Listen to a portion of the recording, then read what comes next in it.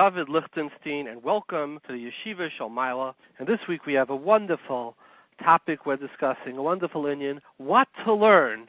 If you have a limited amount of time, which most people do, life moves very quickly, and if you're a Ben Torah, you don't have enough time, and if you're raising a family and have children, and you have obligations to the community and to earning a living, etc., what do you learn?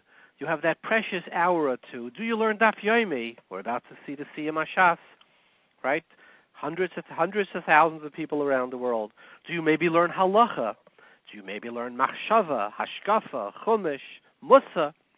We're going to have a wonderful panel of Rabbanim guests. Rabbi Lopiansky, who wrote the Orchos Chaim, which the Skverer Rebbes said is the Mesil Yisharim for those life after Yeshiva, a Ben Torah for life. He will discuss this topic.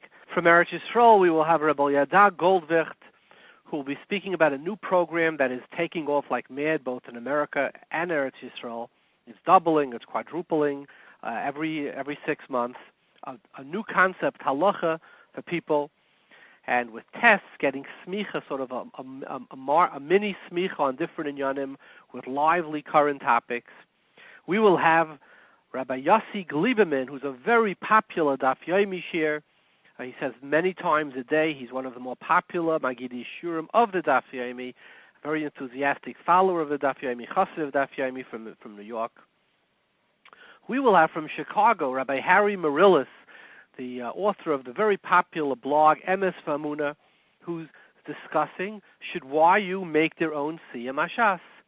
He says, 20%, maybe more, of the audience at the Siyum Hashas is YU, but he said that they never allow one of their Rabbanim, Rosh Yeshivas, etc., a place to speak, etc. Sort of they excise them, exercise them out of existence. From he said so, and he said there's rumblings that the YU will make their own Siyum Hashas. Let's hear. Do you believe he's correct or not? And then we will finish. We will have Rabbi Beryl Shimanowitz and his Rebbetzin. They wrote a book about autistic and Down syndrome children. He has a brother who has Down syndrome. My brother, it's called, and he's going to take on what we had last week. 2 weeks ago, we had on Rabbi Beryl Shimanowitz speaking about the Skverer Rebbes' opinion with Down syndrome, which is different than the majority, and he will speak about his experience with the Skverer Rebbe and his brother, as well as the Alta Skverer Rebbe, as well as with other people. So this should be a very interesting program. 2 weeks ago, we had on a Shadchinta from Eretz Yisrael, and I got so many calls and emails about it, where she spoke about how different yeshivas have different pricing for their bachram. Top tier 5 or 6 yeshivas, Chaver and Panovich, where a good bacha could get 800,000, $1 million, $1.2 million. It's sort of like an auction of sorts. And she spoke about the price that the exercises on the different families. I mean, it's a lot of money to write $1 million shekel. So there's not a lot of people, and people have bruchos yeladim, mishpachos bruchos yeladim. They have large families. They just can't do it. She spoke about she read a shidduch where the father had a heart attack on the dance floor because he couldn't afford the nadin. But without it, his daughter just wouldn't have been able to date one of the boys from the Beti Yeshivas. And, I got such a response, I thought I would mention something. There's a story of Rabbi Yisrael Salanta. Yisrael Salanta lived in the 1800s, and he was one of the Gedolim, one of the 3 Iluyim Reb Chaim said in the Litta was Rabbi Yisrael Salanta.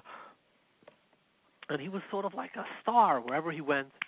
So one time one of his Talmidim said, when he comes to his town, please stay by him.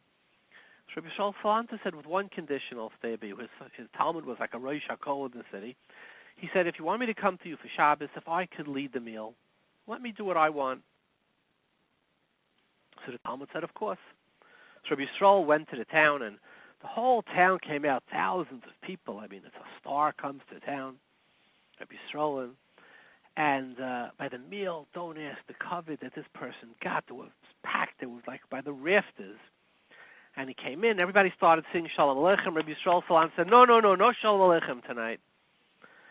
And then they started singing, no Eshes Chayil. Let's go to washing quickly. They ran to wash. After they brought the fish out, started singing Askinu Sudasa. No, next course. So the Balabas, everybody was so, he said to Rabbi Yisrael, and he said, maybe say Dvar Torah or Yeshiva. He said, no, Dvar Torah, next course. They brought in. He said, no, time to bench. 20 minutes later, the meal was over. And everybody was astounded. After the meal, Rabbi Yisrael stuck his head into the kitchen, and the Misharsil came out, who had to work on a Friday night. It was an almana. She had to feed her children. And she looks at Rabbi Yisrael, and she says, I want to thank the Rav. She said, it's the first time in 20 years that I'm going to be able to eat the Friday night meal with my children. You know, the meal here is so beautiful, so long. Tonight, however, was short. I'll be able. So Rabbi Yisrael said, Mitutnish mitzvahs of yenis cheshbon. He said, a lot of people make a mistake. He said, you do a mitzvah on somebody else's cheshbon. He said, it's a mitzvah haba ba'avera. Yisrael said, a mitzvah haba ba'avera. He says, yenis gashmias is mein ruchnias, or is dein ruchnias. Taking care of your brother, your friend, the misharis in the kitchen, her gashmias is your ruchnias. And the story went around the Litta, and it made a big rush. Imagine. So they told Rabbi Tzilchan. Rabbi Tzilchan was the paisik of the Litta. He was the biggest, maybe for sure, the biggest paisik in Lithuania, maybe in the world at that time. Rabbi Tzilchan, and the great Rabbi Tzilchan Chaver, and he was chavrusa of Rabbi Shilei Biskin, the brisker Rav. He was got smicha from the Talmud of the Gra, Rabbi Yitzchak Isaac Chaver of Suvalk, the Mishkanis Yankiv, considered him like the biggest, most brilliant young man of the day. So they came to him and they asked him his opinion, and he said, it's pashut, it's a pasuk chumash, and nobody knew what he was talking about. So he said, it's a pasuk chumash. So they said, what do you mean? He said, it says when the Malachim came to Avram Avinu, he rolled out the red carpet. He went Ela Baka Ratz Avram. He shechted 3, gave each one a whole tongue b'chardal, a whole tongue. You know how much that is? But he says one area of Avram Avinu was stingy. It says, Yukach na ma'at mayim, take a little water, which is a pella because, you know, the Shulchan Aruch and the Tilas Yadayim and Kufnun Ches brings. What is the Gemara? The Gemara says, Rav Chizda, Ano ma'shoim alechafni mayim. You're supposed to use a lot of water. In fact, if you use a lot of water, the Shulchan Aruch says, brings from the Gemara, you get a lot of bracha. And here's Avram Avinu, everything generous when it comes to B'nai Shalom's cheshbon, by the Tilas Yisayim, he says, Yukach na ma'at mayim. Pella. Rabbi Yochanan said the answer is obvious. Elabaka Ratz Avram. Everything that Avram did was b'shefa, tremendous amount. Anything I do, Yukach na ma'at mayim, please go take for them. You go, bring me for them some water. When you're asking somebody else to do a mitzvah, and yenes cheshbon, you can't have hidurim. A little water. The Shulchan Aruch says revius mayim yaitza. I want to be machber on your cheshbon, a lot of water. Rabbi Tzilchan said, no. So he says what Rabbi Yisrael said. He said it's a pasuk chumash. And they say many stories with. They say that by his father's yahrzeit, right? His father's yahrzeit. There was a man in the shul who was saying Kaddish. He lost his daughter, and Rabbi Yisrael said, he should daven for the Amid. They said, but are you being makel? He said, no. He said, but this man lost his daughter. It's extremely painful for him. He said, even though it's my yahrzeit, his father, I guess, lived, Sever Yamim. He was an old. He said, it's not so. He said, on my mavata on mine, so that he should be able to say his kaddish. And they say many stories about that with Rabbi Yisrael. And it's not just Rabbi Yisrael. Rabbi Yisrael, was masakin in the town that they should say Kriya Shema Koidim Zmana, which is a kula. He said, why? He says because all the girls who cleaned was Yiddish Meidalach. He said they should be able to eat Shabbos with their families. We're going to daven in shul Koidim Zmana, which is a very big kula. He says because Yenes Bein Adam L'Chaverei is more chamer than Mar Hidurim. I have a shita. It's interesting, the Rambam in the Pirush HaMishnayos in Arla says something. It's a little bit. It's a complex sugya. Maybe one day we'll talk about it. The Rambam says that the Issa Arla is an Issa of it's Asa Bahana.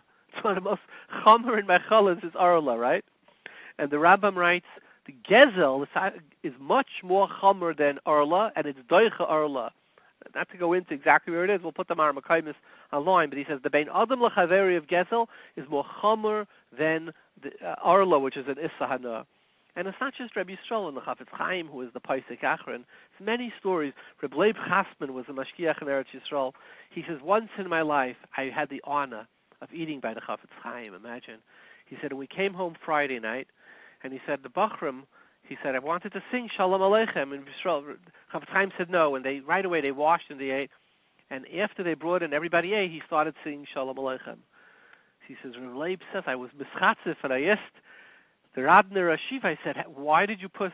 He said, listen, the Malachim are not going to be hungry. They're not hungry, but they could wait for the Shalom Aleichem middle of the meal. He said, the Bachrim will come Friday night, they're very hungry. So we'll sing Shalom Aleichem in the middle of the meal. And he paskins like that. Many places in the Shulchan Aruch, you know, they say over that he came to a town where in those days getting a lulav and esrog in Europe, it wasn't like today. It was before airlines and, you know, hyperspeed travel, etc. So a town frequently, and the Mishnah Berurah talks about it in many places in Mishnah Berurah, a town only has one lulav and esrog, what to do, etc. But one of the things is, they brought it to him and they said, there's one town, great honor to have you. We want you by the Nanuim. Everybody will make the bracha, but by the Nanuim, by davening, you should be the one to do it. And the Chafetz Chaim said no. He said, Nanuim is a minig, it's a hiddah. He says, I'm going to do something, and the whole town, everybody's it's going to bother them that they're not Yaitzu and Nanuim. Better I don't be Yaitzu the Hidurim, right, of Minhagim and Hidurim, and not be Mitzayah people, which is an Issa Daraisa. You see in Hilchas, I could go on, but you see in Witchemacult, you see in Hilchas Achilas Matzah, the same thing. You know, the first night you're supposed to wait till late. And the Mishnah Berurah paskins in Hilchas Sukkah, he says, Avada, if you have poor people by the table and they're hungry, he says, we're not going to make our Chumras and Halacha make that the Aniyim should be hungry. He said, if it's a Hiddur, it's a Chumri, you have something to be Semichas, eat the meal first. So what's the Yisai that you see from Rabbi Yisrael and from the Chafetz Chaim, from Rabbi Yisrael Chanan? Being a frumma when you're eating up your in-law's life, etc. I don't know. I'm but I just wonder whether it's really, you know, sitting by the Shabbos table, know that you're eating up the neshamas of the people you're sitting across from, your in-laws. You know, they say the story with two cannibals were sitting together. One says to the other, he says, you know, I really don't like my in-laws. So the other one looks at him, he says, so take a little more of the rice. Right? Okay, this is just my opinion. I'm Chas v'Shalom. I'm not paskin. Ich sage nicht kindeyes here. Everybody can do. I want to ask. We're going to ask a riddle this week.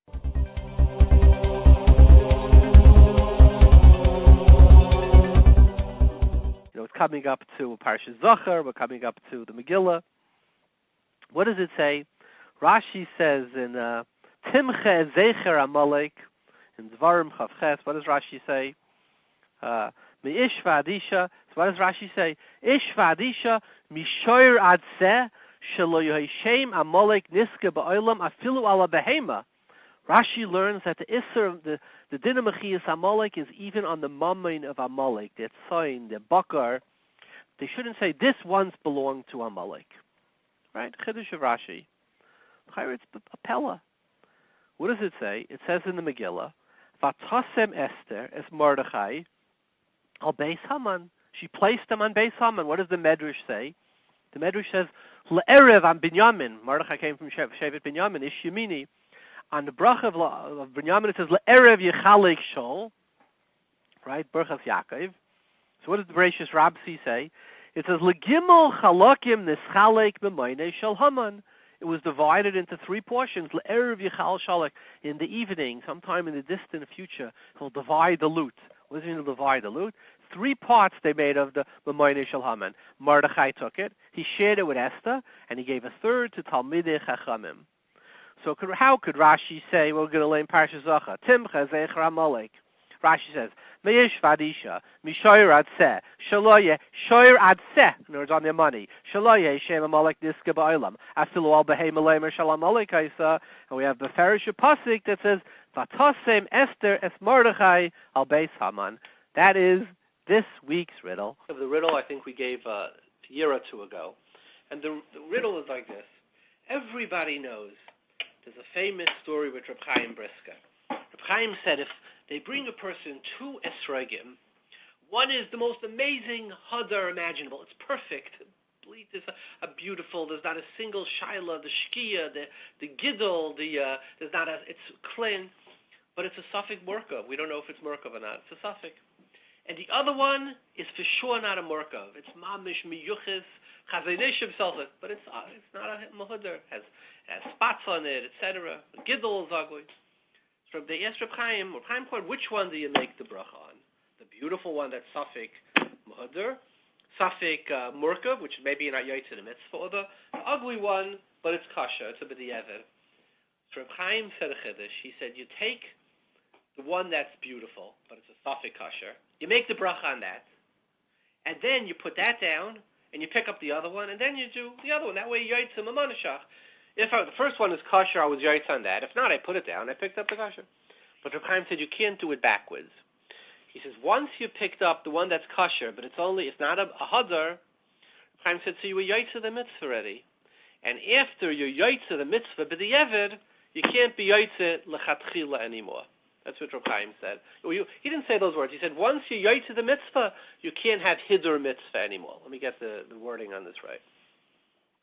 So the question on Reb Chaim is from Kriyas HaMegillah. What do? We learn the Megillah. What's the halacha if you're missing a few words from the Megillah? Your Megillah is oisgemekt. It's missing a few words. You could say it bal peh. You could say it from the Chumash, but it's b'di'evet. So the question is, when it comes to the last pasuk in the Megillah, what happens? Everybody reads that pasuk from the Chumash. As soon as they say it, you Yotze b'di'evet. After you say it, then the Bal Koira reads it from the Sefer, which is the proper way to do it, and you Yotze l'chatchila. So according to Reb Chaim, if once you Yotze mitzvah, you can't come back and do it again because you were Yotze, once you Yotze with the esrog that's so. You can't pick up the Mahudar anymore. Why does all of Klal Yisrael do it this way? First they Yotze b'di'evet, they say it from the Chumash. Once they say it from the Chumash, it's done. Afterwards, the Bal Koira comes and he reads it inside. So some people last year, 2 years ago, in every Koira said, no, when people read the Megillah inside, they have kavanah not to be Yotze. And I say, really? You tomorrow, by the Megillah, interview 10 people, men, women, say, excuse me, what did you have kavanah when you said the last pasuk? And if they don't listen to headlines, they're going to look at you with a blank stare. They said, I don't know. And the answer is, if you don't know, you were Yotze the mitzvah. The Chayadim says you come to shul. Even Drabanan, for sure by Drabanan, mitzvah said Shrichas Kavanah. Even if not, if you came with Tzarech HaMitzvah, you have nobody's going to know what you're talking about. Did you have Kavanah, Lepach? People just have Stam Kavanah. And Stam Kavanah is Lishma. Mishnah Berurah says Paskin like the Chayadim, right? So the question is, we have a raya from Kriyas HaMegillah, not like Reb Chaim's Yisod. This is our second question, our second riddle. Let's go to our wonderful guest. We have the honor of having with us on the phone from Washington, Aharon Rabbi Beryl Lopiansky. He's Rosh HaYeshiva of Greater Washington. He was the son-in-law of the late Mir Rosh HaYeshiva, Rabbi Nishfinkel. He's Talmud of Reb Nachum, Talmud Reb Chaim Shmulevitz. He was a Rebbe for many years in Esha Torah as well as the Mir. He's written over 20 Sfarim, including Orchos Chaim, which is basically, I'm going to paraphrase it, life after Yeshiva. How do you remain a Ben Torah forever? It's an honor to have you with us, Reb Aharon. Thank you, Reb David. Reb Aharon, so in the real life, in the not art scroll, hagiography life of a Ben Torah, there's really only a limited amount of time. Right. So talk to us as somebody who wrote what the Novominsker Rebbe called the modern day Mesilas Yesharim for B'nai Torah, certainly those who want to take it post Yeshiva. On a limited amount of time, how do we juggle family time, children, our obligations to wife, which we accept in the Ksuba, our obligations to children, and yet our obligations to learning, and there's so much to learn. How do we make an order? It's like these three things would be a full-time job, assuming we didn't have a job. How do we do that? So if I knew the answer to that, then we would solve Kaisel's problems. So best we can do is we can sort of struggle. And like I said before, I hope the Sefer is ma'orer people to think, and I hope, Berov Yotzim Toshia, that there will be many good ideas and so on and so forth. But as far as the learning part went, I think the musig of turning learning into kviyas is very important. In other words, when you're in yeshiva, you learn all the time except when you're doing something else. A good bach is sitting and learning basically, unless there's a reason not to. But so the musig of being kover, yes, there's sidrei yeshiva, but by and large, he's hopefully learning more, and if he comes late in the morning, he stays way late at night. The idea of having set time is not as important. But once you leave that framework, you can't take that psychology with you, that mentality with you. There's a younger man. We used to have a vad in yeshiva. We were younger light in yeshiva. We had 4 or 5 of us. And someone before Ben Azmanim made the following observation. There are plenty of younger light who before Pesach are so busy they don't have time to open up a sefer at all. But there's not a single younger man who doesn't daven 3 times a day. And he said he feels it's because davening has become part of kviyas, and just like no matter how busy you are, you daven shachas. It might be quicker, it might be bumpier, but you're doing it. Learning needs to have the sense of kviyas also. I once said pshat, and I think it's the Pasha pshat, and it's the Emes. It says kavata itim laTorah. So in Yom Adin, they should be looking for tachlis, not for eitzes. We come to Shemayim, they should weigh how many hours did we learn, under what circumstances, what did we accomplish. Kavat hitim is a nice eitzah how to get to it. But why is it that the Yom Adin we measure kavata instead of actual learning? And I think the pshat is something, let's say a person plays a lot of golf, and you make a lucky and he played a lot more golf in his life than he did work in the office. But you don't call him a golf player because the office he went to, no matter what, when he had to go, he went. Golfing was when he had time. So lahavdil, learning, if it's in the mode of when I have time, I learn a lot. So learning stops becoming, or it never started becoming, who we are. So I think the first thing is, as much as we kind of make fun of it, kviyas is an extremely important element to make it on the same. It's as uncompromisable as davening is, as Natal Yadayim is, etc. So does it have to be every day, Rabbi Aharon, or no? Kavata itim l'Torah could be once a week, could be twice a week. What would you say? So that's kafiyah shehu adam. In other words, the amount of kviyas you're going to have will determine your general tzura. But kviyas is the first point that has to start with. I would suggest, if every day a person has some kviyas, even a quarter of an hour, it's ein adoma, a person that has a kviyas once a week to every day, even if it's a quarter of an hour, if he's so harried in business and so on. The second thing I think is, and this is what I try to write in the Sefer, we need to move from an olam habadika mode of learning, which is tzadikim yoshvim v'nenin miziv hashchina. You sit in yeshiva and you have all the time in the world to sort of luxuriate in what you're learning in the sugya. The idea of accomplishment and achievement takes a back seat. As somehow we even feel that, the institutions that have degrees and tests and courses and semesters are colleges, not yeshivas. But once you are part of a world where tachlis is a real part of it, if learning doesn't have set goals, then you're going to run into, you run out of steam. What drove you in the yeshiva, the idea of just enjoying the svara and the sugya and the ligging and learning, once you're out there, achievement, accomplishment is very important. So having clear goals, like which prokem, which mesech, which set of halachas, whatever it is, you have to define your goal, and you have to have real achievements, which I mean, if you learn a Perek Mishayis is great, do you know it? I'm not talking about taking a pin test, but can you sit down and take a test and get an 80 on the material you learned at the end of let's say, a winter or summer? Do you feel afterwards you know more than you did before?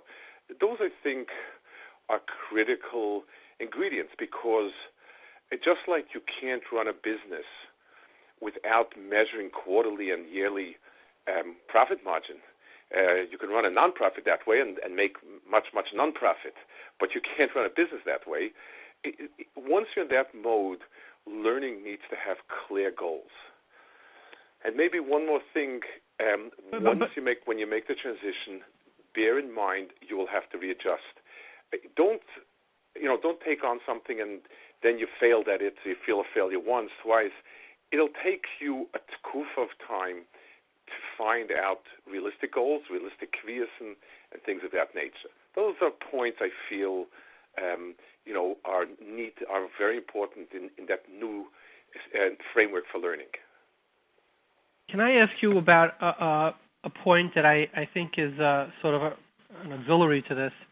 Yes. I think that many people, when they leave yeshiva, struggle to learn because they don't have a geschmack in it. Right. So the question is, how would you, a guy comes home, he's worked all day, should he learn now chalitza psula? Right. You know what I mean? Well, oil of Kates Hamizbeach, if he learned in Brisk and wants to learn Kachim, and a person sits down and they stare at the Gemara and it's just not happening. Could you give us some advice to the people who are searching for some place in learning that they will have a geschmack? First of all, is it correct, and how do they go about it? Well, having a geschmack is vital, because if you won't, it's more that it's not only a problem with whether you will do it or not, but if you don't have a sense about what you learned that was satisfying, it's going to be very difficult to keep doing it. The truth is, even in the transition to kollel, from yeshiva to kollel, you see a rapid change. You see many people who sat on chalitza psula as a yeshiva bacha and enjoyed it and felt good about it are now learning erevin and chulin and nida and so on, because there's something about the change in person. When you get older, you mature, you want to have more. Halacha does tend to become the dominant learning. But what I would suggest for a person who enjoys iyun, there are many less complex, I wouldn't say easier, marshal orachaim inyanim, where you take inyanim and you learn through. You can learn it to some depth. It becomes very, very meaningful because you're going to be doing it. So it has the advantage of both allowing you some insight, and yet it's not. Chalitza psula is so complex. You need to give it so much time. It's very hard to imagine somebody who's really engaged in a full job being able to even get into it. And besides, when you finish it, you have nobody to share it with. When you're doing an Arachaim Dekenyan, you can, it's a lot of it is manageable, and you can get a geschmack in it, and you can share it when you tell a Rav, what you think should be, Aharon, what people do. Things of that nature makes it a lot more concrete, I think.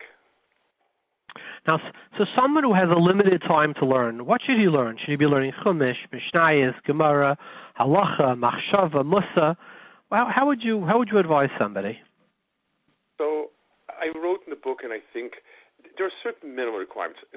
Everybody must have some halacha said every day, even if it's 10 minutes. But it can't be that a person doesn't look over halachas. It's like the Chavetz Chaim says, it's not possible a person would be Shomer Shabbos if he doesn't know Hilchos Shabbos, and what we think we know, we really know.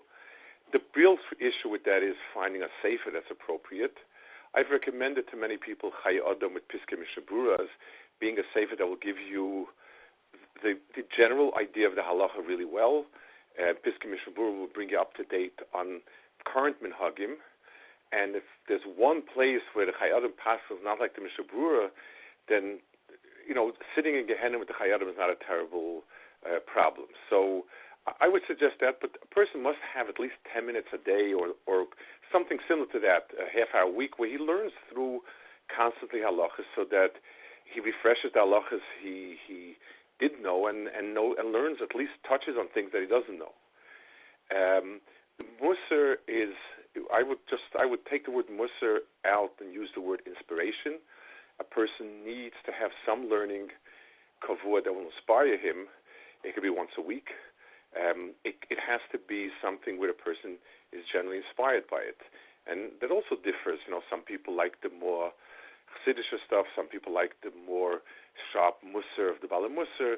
But at least I would say once a week, it could be around Shabbos, a person learns something that inspires him. And the main limud is something Torah Sheba'al Peh. It could be Mishnayos with the Rav and the Taisus Yontif. It could be learning Simanim HaShaharach and learning the background a little bit to turn the Beis Yosef, or Gemara, and at some level, whatever level. That sort of is the meat of Torah. And what do you feel about Bekiyas or Be'iyun? I know we're a year away from the Siyum Hashas Daf Yomi. What do you think of it? So ideally, Reb Nachum was master Reb Lezer Yudel in the Mir, and he said that the Rosh HaYeshiva taught us that Bekiyas without Iyun is not Bekiyas, and Iyun without Bekiyas is not Iyun. I once had a Rebbe, Reb Zedelep, in Chayin Vracha. We were Bachim, and asking Bekiyas, Iyun. So he asked us the following question. You need carpentry work done in the house. One guy shows up with the wood, but he doesn't have the tools. The other one has tools with no wood. Which one is better? And the answer is neither of the two are going to build a cabinet. Ideally, Iyun is supposed to shape your mind so that you instinctively learn something and look at the core of it. It's supposed to develop a skill. It's not supposed to be auxiliary. So at some point, it's supposed to be learning. I know my father was very annoyed. It's like when you learn something and you're London, so whatever you're learning, the questions present themselves, and the need to answer presents itself, and your sense of how much time to spend, those are all part of the experience of learning. So I would think that a person learn at a level where he feels he's learning it. If a person reads something and he feels he doesn't begin to get it, or there's so many problems with it that it's just he's more bewildered than he is enlightened, that's not learning. So technically he maybe pick up some information. For that core learning that I was talking about, the Torah Sheba'al Peh, whether it's Mishnayos, whether it's Gemara, whether it's Simanim HaShaharach, a level of comfort where you're able to cover ground, but you still feel that you feel comfortable with the knowledge you're getting. So the Daf Yomi then for a Ben Torah who learned Be'iyun is going to be frustrating. It might be frustrating. It's good, everybody has a dream at least once to learn through Shas in a way that is, at least if I never get around to it, at least I've seen Krisis, at least I've seen Me'ila, at least I'll have seen Yevamas for the person who didn't. Learning it. So there's a certain inyan to that where a person at least made a Siyum on Shas. It's good for people. It's also good, somebody who pretty much has learned a lot, and this is a very good way to review it constantly and to get it down. Well, like the Rambam says, once a person has the ideas of Torah, he has to review it and at a pace where he bears it. So it's a davar chashuv. If a person has time to find pieces where, if he has the time so that in different inyanim he can be ma'ayin. The Daf Yomi's maila is, it forces you to keep a certain pace. It gives a tremendous sense of Chaver, which is amazing. And hopefully people would have enough pre-knowledge that Daf Yomi is part of a package, not just their only connection. So here's an interesting thing. I learned Daf Yomi a few times, different Masechtas, right. But I was always frustrated by, it's moving so fast. It's hard you can't have a debate or a discussion. Right. And I saw a story that Albert Einstein came to the United States sometime in the 20s after he won the Nobel Prize. He was, a celebrity. Right. And in the United States at that time, they used to use the Edison method of learning. And it was mostly memorization. Right. It was about memorizing tables and, all the symbols for all the different, scientific elements, etc., and numbers. And he looked at it and he just said, I don't understand this method of learning. And he took the test and he failed it. And one of the answers he didn't know was, what is the speed of sound? Now, Albert Einstein presumably used the speed of sound. So they asked him why, and he said, why would I want to memorize anything? I could just pick up a book and see it. Why would I want to fill my head with that? Right. And I sort of thought in a way that was the Litvische Derech Halimud. In other words, there's a famous Rav Shlomo Kluger where he writes in Chachmas Shleiman, Kaf Lamed Vav, he says, even though it says Sinai v'Iker Harim, the Gemara says Sinai is Adif. If you don't have access to the knowledge, what does it matter if you're a big lamdan? So he writes, Rav Shlomo Kluger writes, he says, that was before the Mefarshim of the Gemara, the Shulchan Aruch were printed. Now that they're printed, there's no mile of a Sinai. Use the Naim Lemishpat, use the Oitzer HaChachma. What do you need to be a Sinai for? And I thought that Rav Shlomo Kluger and the story with Einstein, they make me think of, like, what kind of a debate or a discussion are you going to come home with after you went through Menachos at 60 miles an hour? Like, what do we get out of it? I struggle to understand that. Whereas, take a sugya, learn through it, come home, have a really good agreement, disagreement, debate by the Shabbos table, have something to debate with your wife, a point with your friends. I don't really understand it. Maybe you could give me some understanding of it. So let me make 2 points about it. And like everything, it's a complex sugya. But one, I took the Regents, history Regents. I went to high school in New York and took Regents. And my year, the history Regents changed dramatically. Before that, it was all about memorizing dead people and kings and names and battles and when it started, when it ended, when things were. It was basically a memorization of an almanac of sorts. In my year, they introduced an essay, and you had to write about a certain topic and so on. And the pendulum began to swing. And so it started with people memorizing just a telephone book worth of facts, which obviously is not history. It's dry, it's boring, and it's not history, to a situation where we ask somebody about, what do you think about the French Revolution? The person says, I really, really don't like it. Well, why not? Well, that's just where I am. I just don't like these things. And people don't feel they need facts or figures or anything. It's like, people will identify with slogans of politicians, and we ask them, well, what is the course? What's the breakdown? What's the comparison to other things? People don't even want to hear it because they don't even think that facts are relevant. So an intelligent opinion may not need a telephone book of facts, but a certain sense of things. So if a person is clueless about the sugyas of Kachim, has no sense of it, he didn't learn in Brisk, and he doesn't have any idea in it whatsoever, so he's going to go through life and all the musagim of Pigel and Tasslus and Achshava and everything that's there, totally alien. It's hard to see that the person isn't missing something. Ideally, so you're right, the type of memory where we know the Sif Cottons and be a phone book, so we have the various Googles, the Minahem, the From Googles, the DBSs, there's a Chachmas, but enough familiarity with something so that you have a bigger sense of things is very, very important. So, theoretically, a person should have picked it up in Yeshiva. If there's a reasonable Seder, in the afternoon or the evening, I don't know what they do it, and people learn it well, they should have picked up enough information. But if not, having a general sense, what are menachos, how they brought, where are they brought, who brings them, what avodas akasha, what's needed for things akasha.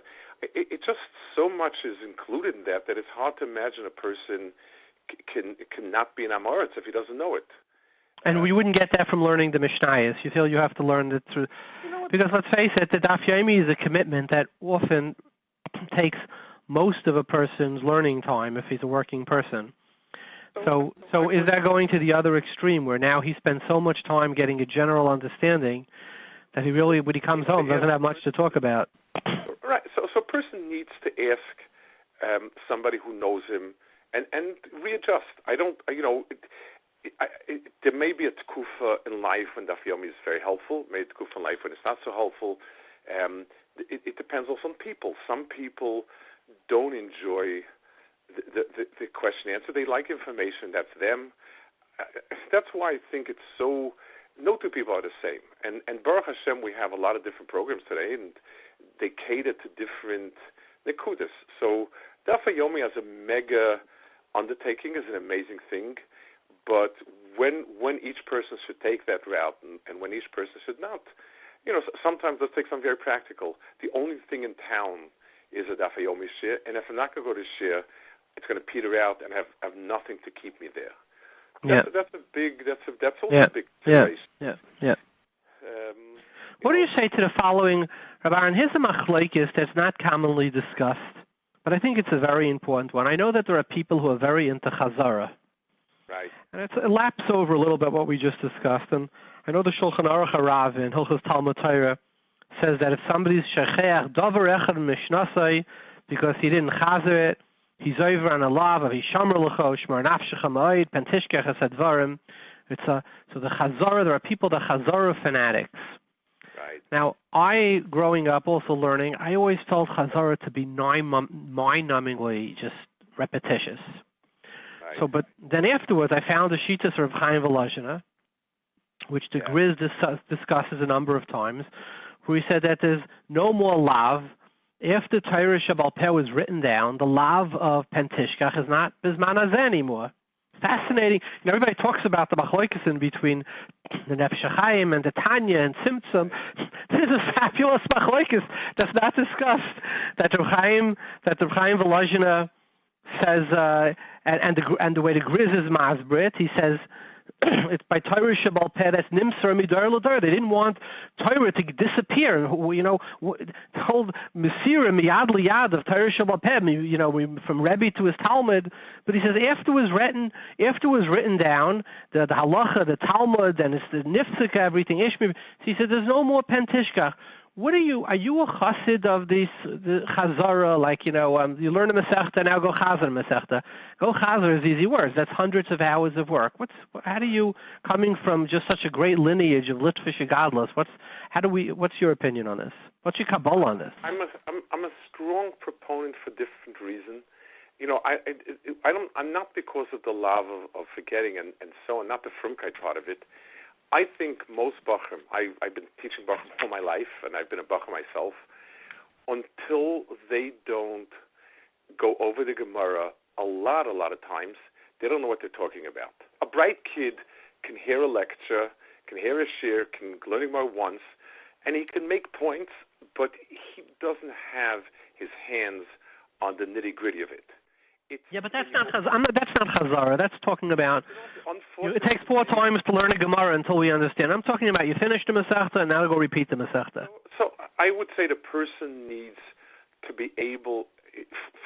So in my mind, the critical chazara is one, getting it down, and unfortunately, Bachrim today don't understand that until you haven't done it 8-9 times, whether you do it.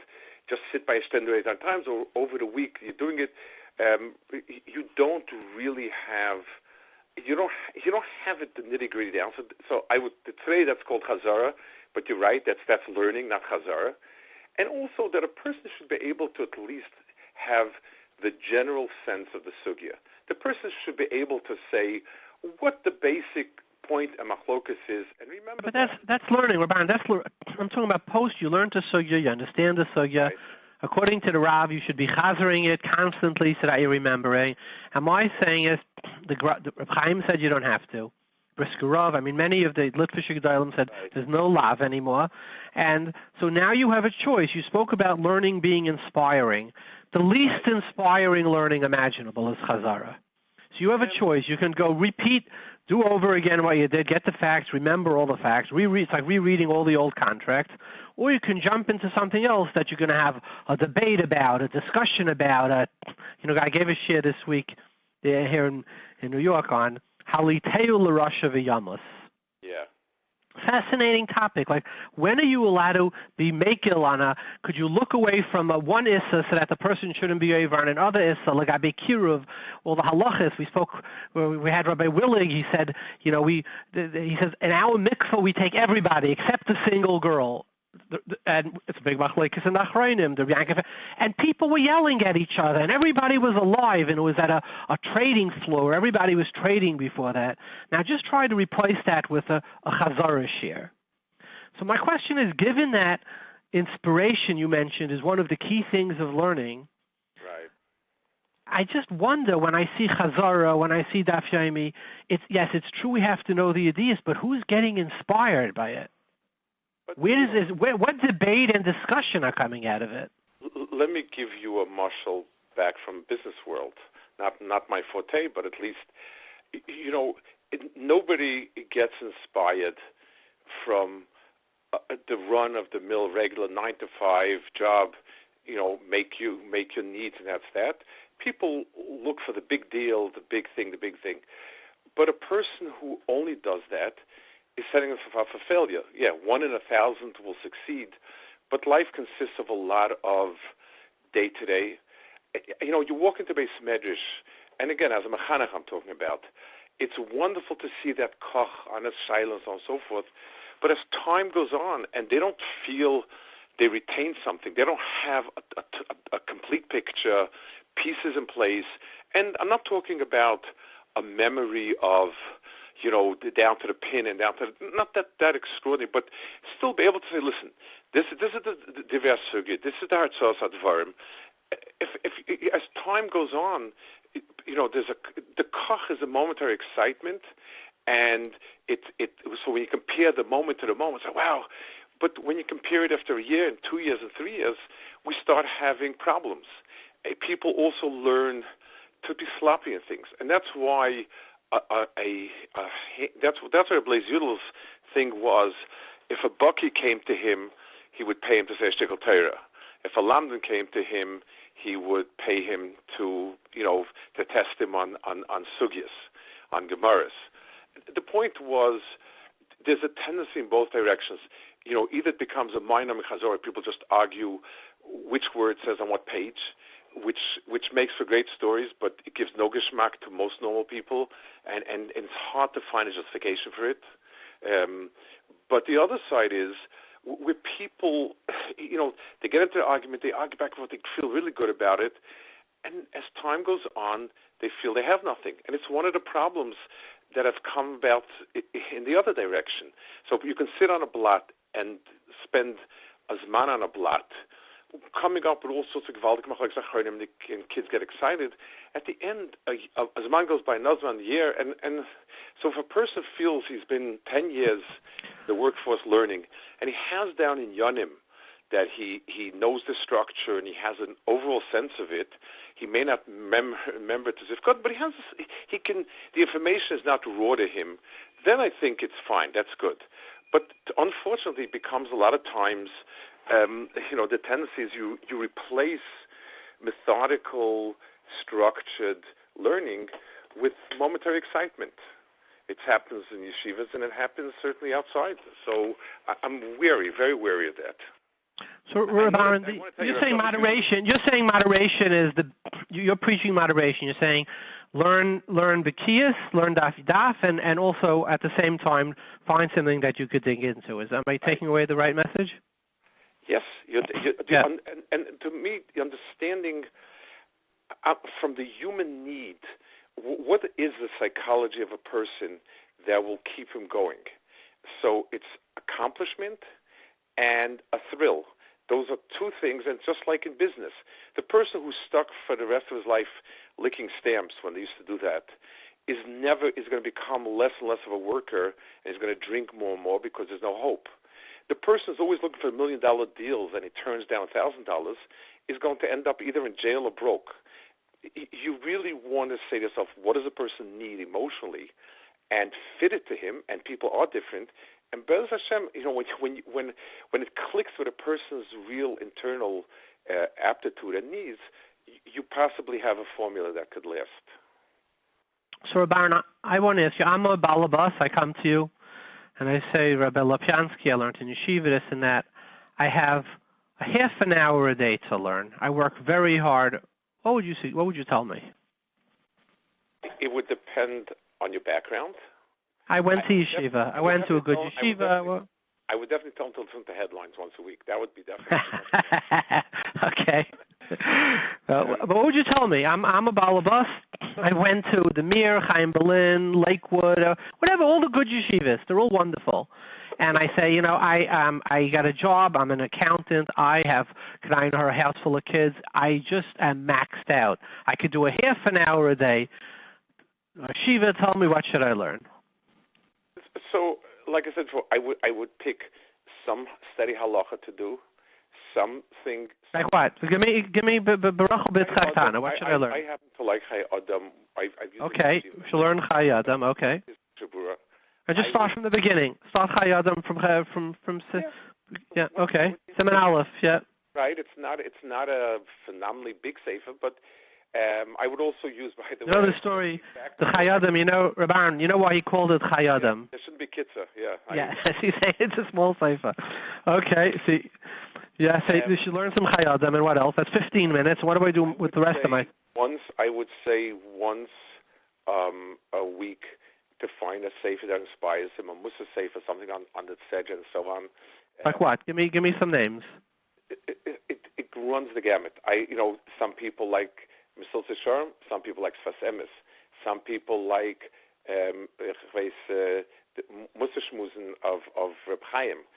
It doesn't make a difference. The Siyum Hashas. Yeah. Yeah, whatever it is that. Okay, he should take a half an hour, 1.5 hours. He should learn something like that. What else? And then I would say for the main learning, let's pick in Yanim, let's say in Or Chaim, that you can learn and be ma'ayin a little bit. So you should take a siman, Hilchos Kriyas HaTorah. You learn a little bit about the Shoshim of Kriyas HaTorah, the main points, the sugis, this. When you finish, you're able to sum it up on a sheet of paper so that you have a feeling, I learned through it. At what level? The Gemara with Taisvis and the Ran, and the Machaber and the Ramah. That's fine. But I know something. I have something I know. And there's many inyanim like that a person can do. There's inyanim Chaim. There's some inyanim you're dead, kind of. And you're right. And each one of these, I'll tell you, in Hilchos Kriyas HaTorah, fascinating shaila. I was aimed on. The Balkaira says the Jews are against hunting. Yeah. Very few Jews have a gun in their house. I don't know any Jewish hunters. There's one time when all Jews become hunters. When is that? It's Shul on Shabbos when there's a Balkaira. The Balkaira lanes, and I'm about to the cup. Forget about it if it's a mitzvah bacha. So the shaila is, and the Torah is aimed on this. The Kriyas HaTorah is not a daraisa. It's divrei seifrim, whatever. It's a drabanan, right? The Ezra Tikkun, being mevaza a person barabim is an issa daraisa. It's a shaila. It's yareg val yaver according to Tyson Site and right. So how are you mevaza a person barabim? And I don't care, yes, maybe you have someplace a stoic Balkaira who cares nothing. Your average human being who screamed at bothers him, right, who's yelled at. Why don't you say, listen, the Kriyas HaTorah is a draban, and embarrassing a person barabim is a daraisa, kavachayim ben bereish kavachayim if it's a sensitive mitzvah. So just be quiet and let him go on. You talk about how in every sugya in Hilchos Kriyas HaTorah, how you could find current, relatable, millennial debates. Yeah. No? Yeah. I mean, listen, halachas intersect. All halachas intersect. It's there's no one siman shachar. It's always correct. So you say you would learn Chayadam with Piskei Mishnah Berurah. Once a week you'd learn Misil Sishar, Misasemas, Siyum Hashas, Reb Chaim, a sefer like that, or whatever inspires you. And for your main limud, you would say take a siman in a Chaim and learn it with Torah Beis Yosef and try to understand it and debate it. Right. And the main thing is a person should every so often sit down and make a cheshbon nefesh. Can I do more? Is this going? Am I trapped in something that's not going?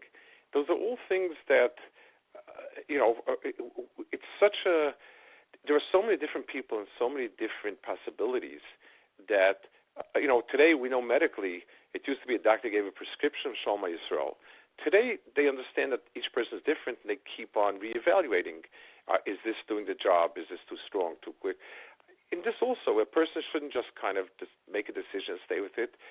It'll take time till you figure out. And the kufas in life, you have sometimes more harried schedule, sometimes less harried schedule, and hopefully people will develop more and more Mishram. And what do you say to the person who says, I have no time. If I take away time if I learn, I'm taking the moments I have from my wife and children. How would you respond to that? I would say the quality of the person that will be there for his wife and children is different.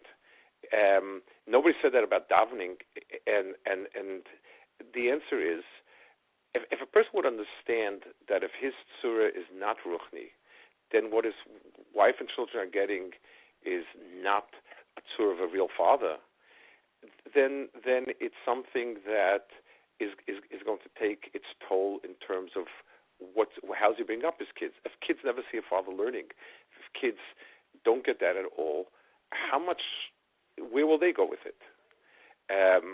So is the pshat is the person works 14 hours a day and the only thing he does is spend time with his wife and kids, or there's other time, kind of downtime, that he could shave off 5-10 minutes. It's Baruch Hashem today. It's hard to picture somebody who is working such long. Everyone's tired. Everyone works hard, but and if a person is so involved in business because he has tremendous deals going on, that he has no time, he needs to ask himself, is this a priority? Is this what I should do? If somebody's an onion every working so hard, it's hard to imagine. Everyone is short on time. I know that, and everyone is tired. I know that, but to say that a person can't take some time out, and it will change him if a person is learning and he's pushing himself to learn. I believe he will be a gentler, more noble-spirited husband. I think the kids will see in him a person who has a cheshivas himself that he can look up to. I definitely believe that in quality-wise, it'll add a lot to his role as a husband and a father. Rabbi Aaron Lopiansky, thank you very much for your time. Okay, David, very nice speaking with you again. Kol tov.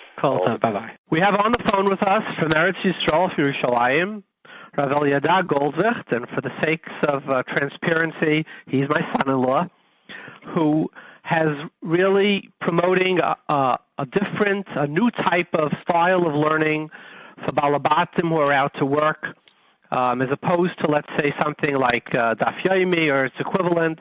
Instead of me explaining it, Rabbi Elyada, why don't you tell us about your Smichas Chaver program?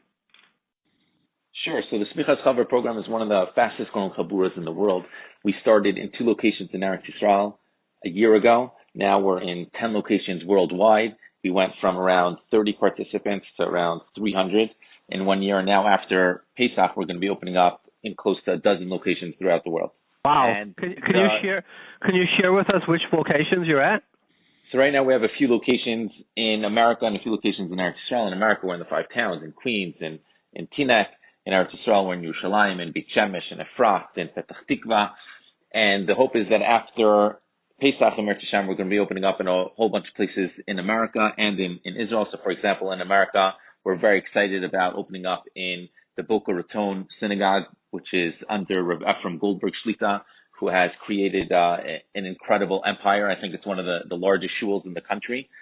Currently today, participants and the Limud Torah that goes there, so we're very excited to open there. We're going to be in Eretz Yisrael opening up in Boston, in Chicago, in a few places in the tri-state area, in West Hempstead, in Springfield with Reb Chaim Marcus, and it's very exciting. I think what's very unique about the program, every generation people say, how is Am Yisrael going to continue? How are we going to keep people, involved and motivated with Limanat Torah, and when the newspaper came out, people said, oh my goodness, the newspaper, and then it was the radio, and then when the television came out, people said, oh, it was the television, how are we going to keep people interested and engaged? And then the internet came out, how do we keep people interested and engaged? So I think every generation has its challenges, and Zelu Mazeh, we have to create the remedy for the challenges of the generation. So the Semichas Chaver program, what we try to do, we try to make learning fun and engaging and exciting, that it should compete and even succeed, the other temptations that are out there, that it should just be an enjoyable experience of learning and coming and sitting together, learning with friends and making a geschmack. Tell us about what it is. What is Smichas Chaver, and why did you start it, and what's its goal? Start from the beginning. So with the Semichas Chaver program, there's one underlying goal. Our goal is to make learning geschmack. We want you to be excited about the learning, to enjoy it, that when you get home at night after work, after you put your kids to sleep, you're excited to get out of the house, you're excited to learn. Because when you're enjoying your learning, it's going to seep over to all those who are around you. It's going to be contagious. So basically, we learn halacha l'maisa. We learn the relevant halachas that you need to know in your house. And this is something that, unfortunately, isn't always taught in yeshiva. You can have people who are learning in yeshiva that they know, every Taisus, every Rashi, from Daf Beis to Daf Zayin, every place that has to do with the sugya. But when it comes to a basic halacha l'maisa, they don't know. So we created a program where you're learning halacha l'maisa, al pi seder Shulchan Aruch, where the learning is fun and engaging. We supplement it with videos and with exciting multimedia presentations that make it a really geschmack chabura. So this is basically the breakdown of the chabura. All the chaburas throughout the world meet once a week. And every chabura starts with the ethical section, or the divrei haskafa, where we learn the reasons behind the mitzvah. So for example, now in America, they're learning hilchos basar b'chalav. So every chabura starts with the reason of why basar b'chalav is aser. We'll start with the Pirush of the Rambam and the Rashbam and the Rishonim and the Aharon and Rabbi Nachman and the Baba Sali and Shimshon Rafael, literally me'akata alakata. And the reason why we start with this section, it's for a few reasons, really. The first reason why we start with this section is you want to let people land a little bit. People just finished work, they put their kids to sleep. So there's one section where you come in, and it's a landing ground, what's called. So the first thing is, the beginning of the Chabura is sort of divrei drush a little bit. Time and I love the divrei drush. Correct. Right. But another reason why we start with the divrei hashkafa is because a lot of times when people learn halacha, they get a little bit lost in the details and they miss the big picture. If you're learning halacha and you're not becoming a better human being, a better person, a better yid, so you're kind of missing the point. So I once heard an amazing idea from Shlomo Zalman Auerbach. Could be other tzaddikim say it as well. The Gemara in Shabbos says that the ger came to be misgayer by Hillel HaZakin. And he asked him, he said, teach me the whole Torah on 1 foot. So Hillel said, Da'alach sami, l'chavich l'sabit. Basically, what you don't like others to do to you, don't do to others. Very famous Gemara. But then Hillel continues. He says, Zui kol Torah kula, v'idach perusha. This is the whole Torah. And the rest of the Torah is just the Paris. And then he tells them Zil Gemara. So most people understand, what does it mean Zil Gemara? Zil Gemara means now go learn the rest of the Torah. But Shlomo Zalman Auerbach said it fascinating. He says Zil Gemara is Hillel's tzivoy for every yid. Whenever you're learning halacha, whenever you're learning any section of the Torah, how is your da'alach sani l'chavich l'sabit becoming better? How is your learning now improving who you are and making you a better human being? So we start specifically with this section in order that we don't get lost. We don't just get lost in the details, but we bring HaKadosh Baruch Hu back into the learning, back into the halacha l'maisa. And another reason why we start with this section is because kids in this generation are extremely smart. They're brilliant, and they have amazing questions. And a lot of times, the kid will come home and he'll say, "Dad, why do I have to keep kosher? Is HaKadosh Baruch Hu trying to control me? But why do I have to keep Shabbos? I relax on Shabbos by texting. That's my way of resting." So here we're arming fathers, we're arming parents with a slew of answers to answer their children. Parents are the best educators. The person who has the most influence on a child in his life is unequivocally his parents. So here in the beginning of the section, we're arming fathers with the reasons behind the mitzvah. So again, if their kids would ask any of these questions, at least one of these answers will be relatable to a child, that they will be relatable to one of their children. Then the Chabur continues. Now this is one of the most crucial parts of the Chabur. The next part of the Chabura is what's called the question section, where here the Maggid Shiur has a list of questions where he goes one by one and he engages the participants of the Chabura. So you'll ask cutting-edge, interesting questions, and here's the point: here's when everyone's waking up. Here is when the Rischa D'Oraisa starts. Here's when people are starting to argue back and forth. It should be mutter, it should be aser. Why like this? Why like that? Give me an example. Let's say in the Basa B'Chalov part. What's the question? So, for example, here we discuss very relevant questions where you can have an opinion even if you don't have such a background in law. For example, something that's very relevant for now. Your wife's making mishloach manu, so she wants to make this dairy bread. So maybe you learned in yeshiva that you're not allowed to make dairy bread, but you are allowed to make it in small amounts, right? So here she's making a ton. She's making for all, the whole community, but she's giving every person 2 kazesim. Is that mutter or aser? So she's making it without a simon on it too, I take it. He's making it without a simon. Correct, the regular loaf of bread. This is where you're waking up the tzibur. You're fleshik, and you make a shahakol on a milkshake. And then you remember before you drink. Do you drink it or do you not drink it? What's better, the bracha levatala aspect of it, or the not waiting, the 6 hours, the 5 hours, the 1 hour, whatever the sheet is. So here, this is really where we're waking up the entire Chaver. Or another very common question. You cut, most people on Friday, so they make potato kugel. So how do they make potato kugel? I think every potato kugel, every Jewish recipe out there for potato kugel has an onion inside. So most of the people, they cut their onions with a fleshik knife and they run it through the blender. And then they make potato kugel. Now it's Hanukkah, and you want to make latkes and you want to have your latkes with sour cream. So the question is your blender now fleshik? You cut your onion with an ben yomo, let's say, fleshik knife, and then you ran it through the blender. So is the blender now we know that a davar charif. So it's all about then a lamaisa, very practical and sort of fun shilas in a way. Very fun shilas, very, very lamaisa, and the goal is that by the end of the chabura, you'll know the basics of what to do in your house. And do you give a homework? Do they have to do shach and taz, etc., and machaba beis Yosef? Like, what's the homework that goes along with it? So the chabura itself, we're Maggid that everyone should come with a Shulchan Aruch. And then with the Shulchan Aruch, we supplement Ma'ir Mekomo sheets, which start with like the Psukim, the Mishnah, the Gemara, the Rishonim, which is the Rishonim, which is basically a summary of the Beis Yosef. And then you have the Shulchan Aruch that we learn inside. And then the Ma'ir Mekomo supplements the rest of history, the rest of the Shalshalas of Torah, which includes, all the modern day poskim of how to pass it today. So that's the shiur that's once a week. And then how long does it last? So how long does it last for Basa B'Chalov? The Basa B'Chalov is around 6 months. Basa B'Chalov is around 6 months, and then at the end. Now this is again, since our whole program is to make learning gishmak and to bring it all home. So at the end of each chabura, what we like to do is we email the questions with the answers to the participants, to the bnei chabura, and what they do is they print it out before Shabbos, and they bring it to their Shabbos table, and now they become the Maggid Shiur in their house. They learn the sugya. They learned the questions. They had an opinion when we were discussing it in the Chabura. They formulated their opinion. Then they learned the whole sugya from the Makoros all the way to the modern day poskim. And now they're coming to the Shabbos table. They're the Melech. They're the Maggid Shiur. So they'll ask their family, their guests. They'll challenge their wife. What do you remember from seminary? So it changes the whole atmosphere around the Shabbos table. There was a guy who got up by one of the Siyumim that we had.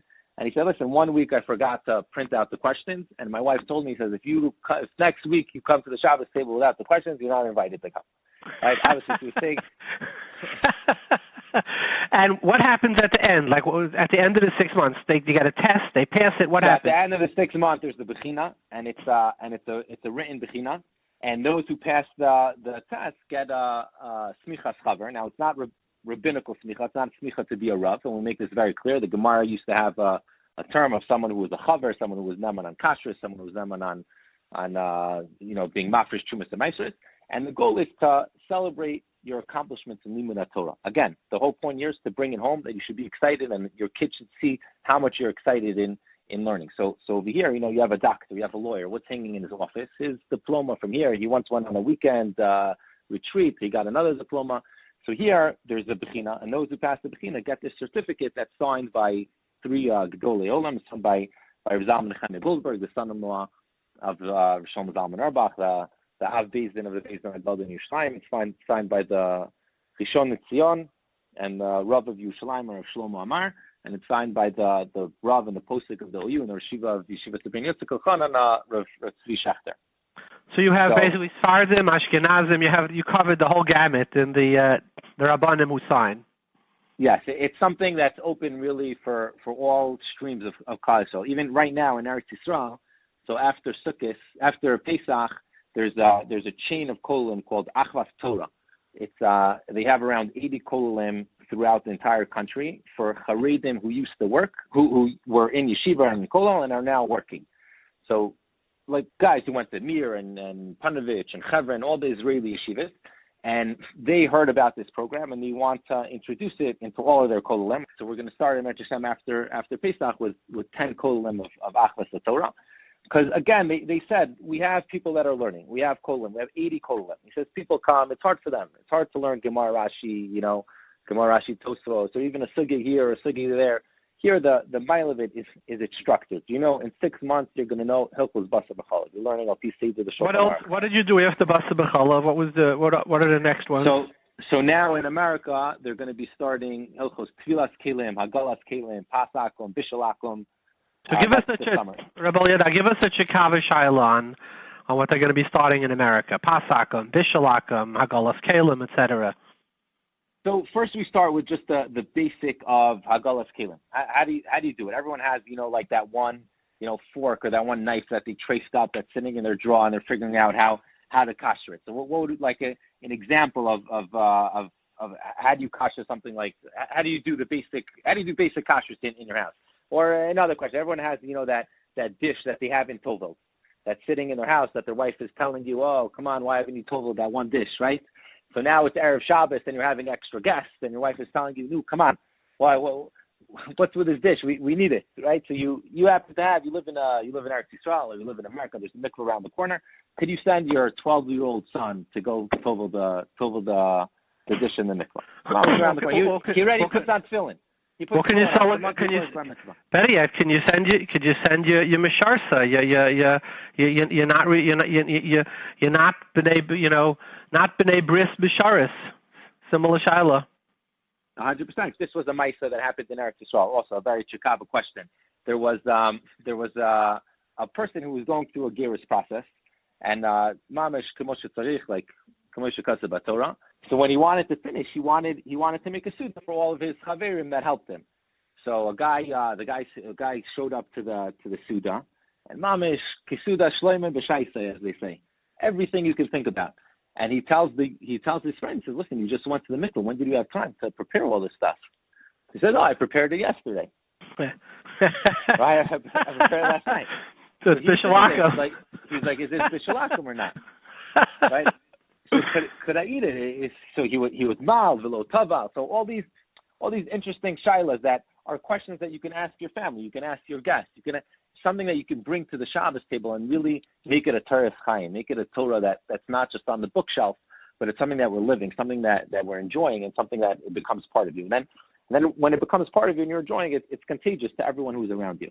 And you're doing Hilchos Shabbos, Tfilas Kelim, Basa B'Chala. What are going to be some of your next ones that you're doing?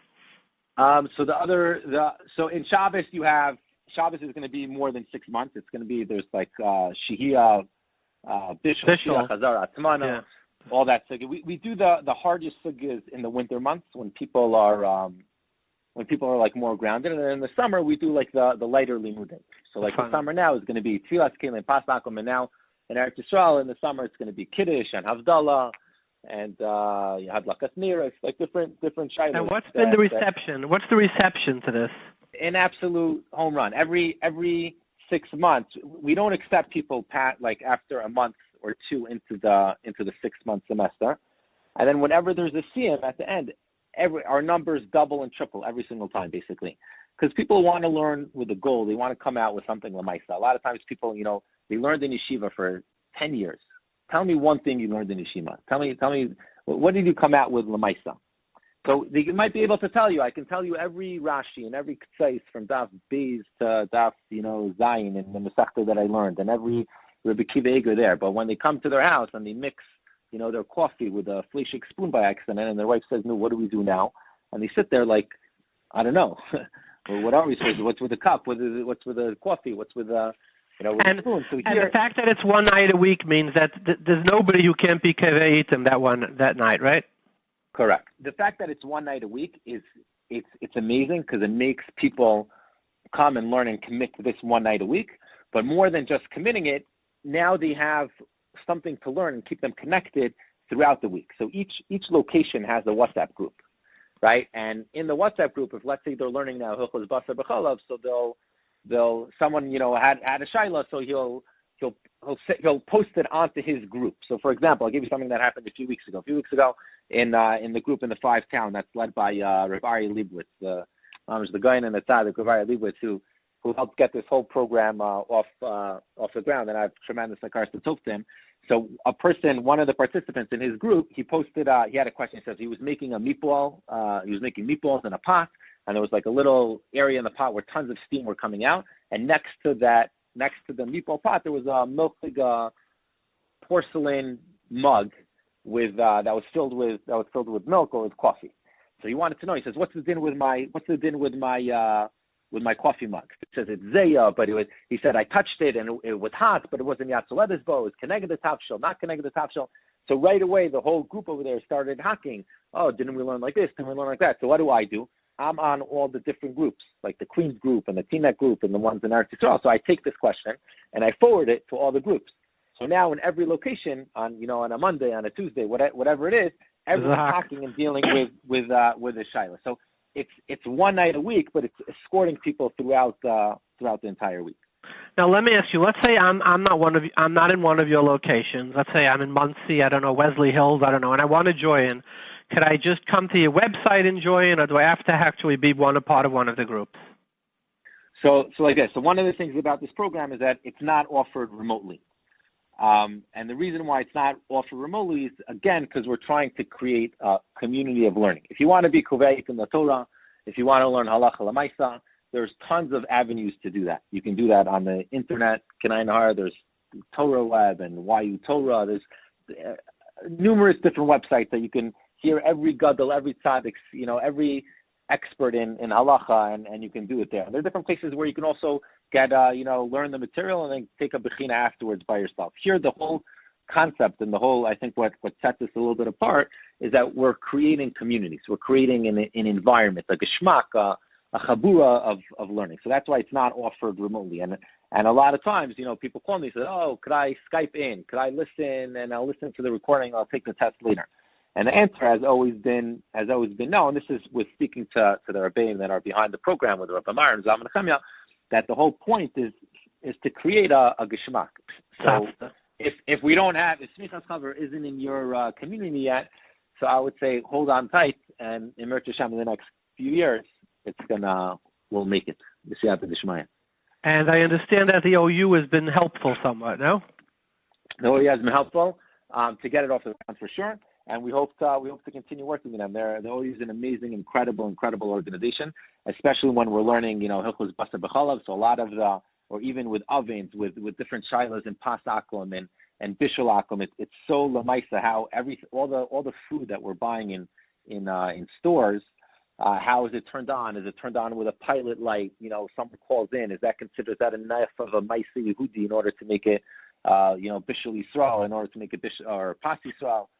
So all these different shilas that are very much lamaisa. A lot of times we refer back to the psak of the OU and to Aharon Rav Hershel Schachter, who's the postik now of the OU, what their opinion is when it comes to these very contemporary lamaisa shilas. And if somebody wants to find out if it's in their city, their community, how would they check? So there's two ways. Either you'll hear about it from your Rebbeim that are going to be advertising it, or if you want to, you can email me and I'll let them know. We hope to have a website up in the next month or so that will give all the information. It says Baruch Hashem. There's two different types of people who write Sfarim. Some people have a name and then they write the Sefer. Some people write the context and then they figure out what the name is going to be. So here, Baruch Hashem, we have a lot of content. We have a lot going on. So like the website has been pushed to like the back seat. But we hope to get it up. So where would they email you? If not, you can email at smichachaver@gmail.com, which is SEMICHAT Semichas. Chaver, Chaver, CHAVER @gmail.com. Thank you very much, Hatzlacha Rabbah. Thank you so much. We have on the phone with us from Brooklyn, New York, Rabbi Glieberman, who says one of the real advocates of the Daf Yomi, says multiple Daf Yomi Shiurim a day, has been saying the Daf Shiur for over 30 years. He says a number of Shiurim in the morning. On Wednesdays, he has a Chazara Shiur for the Daf, 10 to midnight, a Talmud of Chaim Berlin. Welcome, Rabbi Yossi. Thank you so much. Just for the record, I have been learning Daf for 30 years, but I've been giving Shiurim for approximately 20 years. Okay. So, Rabbi Yossi, the Daf is a wonderful thing. My father, Zichron Levracha, used to give a Shiur in Daf, but it also has its negatives. Its negatives are that it's, when moving through the Daf at a blotted day, it's really hard to take the time to analyze anything, to break, to have a discussion. But, if you finish the discussion, if it's more than 12 minutes, that's a quarter of a Daf. Every 12 minutes is a quarter of a Daf. So, let me stop you. Talk to me. Yeah, go ahead. Let me stop you. Number one is, of course, it's difficult for somebody who's going to sit in a shiur and learning Daf for 45 or 50 or an hour, 50 minutes or an hour, to retain all the information and all the limudim of a Daf. What Daf Yomi does more than anything is it establishes a kfiyas itim l'Torah, and that's the question. After 120, that's the question that they're going to ask you. They're not going to ask you, were you able to go and pass a certain test? They're not going to go and tell you, were you able to be ma'ayin in a Gemara and learn it for 1 or 2 nights a week, and then go to chasnis and then learn a day or two a week later. But they're going to ask you, did you have a kfiyas? Did you learn every single day? And that's what Daf does for you. And I know you're going to tell me you can't retain everything. Granted. However, there are klolim and yisaidis that I've seen myself and every one of the balabatim that come to our shiur that have been able to pick up, absorb, and retain throughout the years. So Daf Yomi, you're right. It's not a be'iyun learning. However, it's number one. It's the only program that is kfiyas. And to say that people are not able to retain everything, granted. But so much is learned and so much is covered in a typical Daf Shiur and a typical Masechta that the Daf covers. And how much is retained? How much is retained? Let's look at the Masechta we're learning now. There are sugyas that are discussed that a regular Bachar in Yeshiva or Yugaman that's learning Baba Basra, that's learning a Daf or 2 Dafim and going to be Ma'ayin, it's a great way to learn. But we've just covered over here. We're in the middle of Yoredei Halachas, Oisev Espenoi, Gir Hanosha, Kisi Hadam. We're on Tishluach HaKansun, Matnas Kahuna, how to roast a liver, Basa B'cholov. Are they going to retain everything? Of course not. But they're covering Klolim and Yisaidis that as they go through Daf, day in and day out, they're going to retain it. And as they go through a Masechta and another Masechta, many of the Gemaras are repetitive and brought in various other contexts. Of course they're going to retain. These are Klolim and these are Sugis and Shas that of course they retain. They're not going to know the Shakla V'Tarya back and forth, and they're not going to remember that many months later. But the Sugis, first of all, it's the job of the Maggid Shiur, and the goal over here is to retain as much as you can. And I know that it's not the perfect answer as far as to retain a learning. A person can have an Ian Shiur too. But what else is there out there that is going to have a person learn every single day? And I'm not talking about every single day from Monday to Thursday, but I'm talking about 7 days a week and 365 days a year. Well, there's no doubt that that's a tremendous advantage of the Daf. The question is that without the ability to have a Shakla V'Tarya in the Sugya and to be Ma'ayin and to come out with Halacha L'maisa and a discussion, are you able to bring that Torah into your life? Are you able to bring it to your Shabbos table? Are you able to enter into a discussion over Ma'ariv? Could it become part of your fabric if it's sort of like a windshield? You move it, at 60 miles an hour through the Gemara. Of course it can. First of all, does it become part of your Shabbos table? Again, it depends on the Masechta. It depends what the person is focused on. Those that are dedicated and learning, of course, there are sugyas that came up today. Bas b'cholov in your kitchen, right now. Is somebody going to have a gir hanosha in their house? No. But the idea, the concepts that gir hanosha come before Matan Torah or after Matan Torah. Tell me the story of Yaakov and Esav. Tell me the story. Hey, we just had a sugya this week, 2 or 3 dafim on Gnevas Das. right? Gnevas das for a Yid, Gnevas das for an Akum. Where else are you going to learn it in Shnayim Exim Batalis? You're not going to learn that. So, of course, it's up to you to take... You don't have the Sugya about Metzias. No, I'm saying, are you going to take it home with you to your Shabbos table? It's up to you to decide what you want to do. But who said that Kavata Itim Torah means that you're going to come to the Halacha L'maisa? You should have a Halacha Shiur too. You should learn Halacha. But as far as what else does a person... I'm wondering how many people are wondering today, on Purim, what my Shalach Manas idea is going to be, or what where I'm going to go and hear Megillah, or what the liquor I'm going to drink. How many people that are not learning Daf Yomi are going to say to themselves, hey, what am I learning? When am I going to learn on Purim? When am I going to learn on Yom Kippur? When am I going to learn when I travel? What it does do is does the Kaviyas Itim Torah. And it's so easy to knock. Of course it's not the perfect answer, but it's the best answer out there.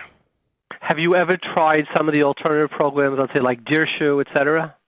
Personally, myself, I have not done Dirshu just because I feel that myself is an obligation always to spend the extra time to learn and to prepare and to go ahead for our chaburas that we have in our Daf Yomi. So I have not done Dirshu as far as that program. But sure, I learn Navi. I learn Halacha. I have my own Siddharim besides the Daf Yomi that I spend time. But I would love to be able to learn other things too. But to me, again, my achrayus is more to my shiurim as far as there are people there. Can I know how we have several large chavuras that we learn with? So I can't say myself that I've been involved in Dirshu, but Dirshu is a game changer too. They're wonderful, they're great.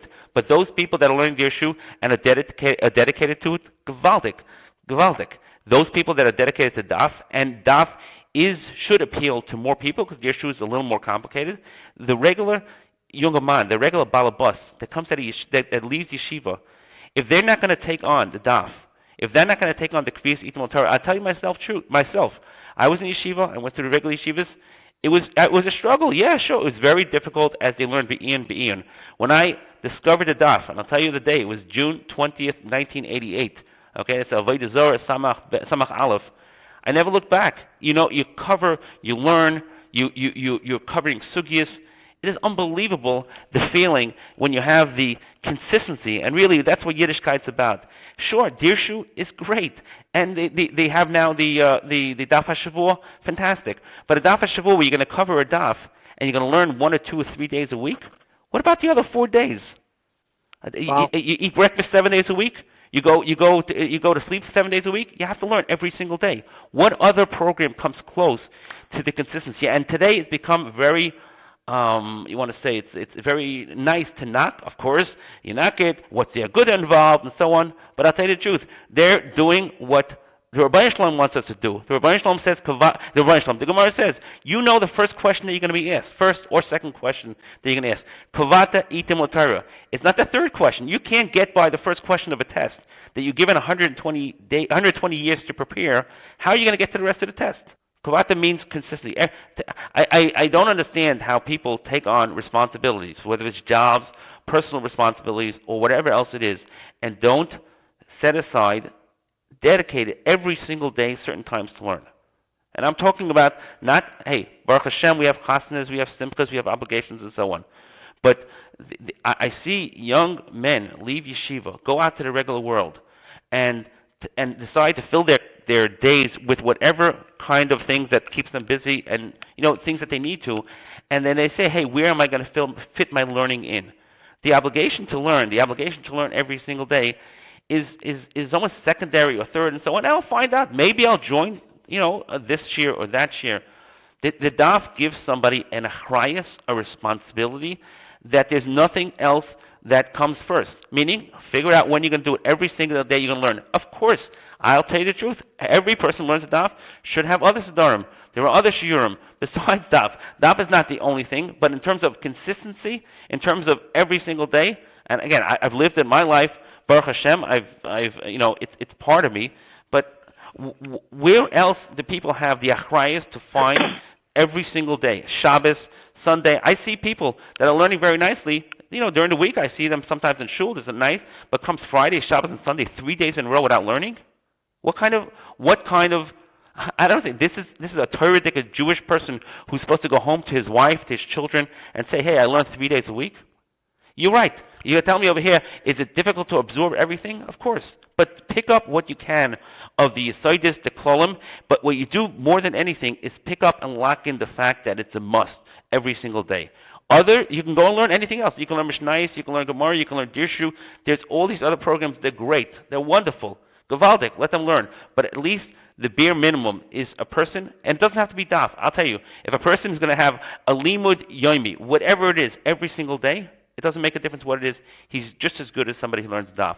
But what the daf does do is locks you in. It has a schedule, and you're right. You know what we said before. Can you take it home? Of course you can.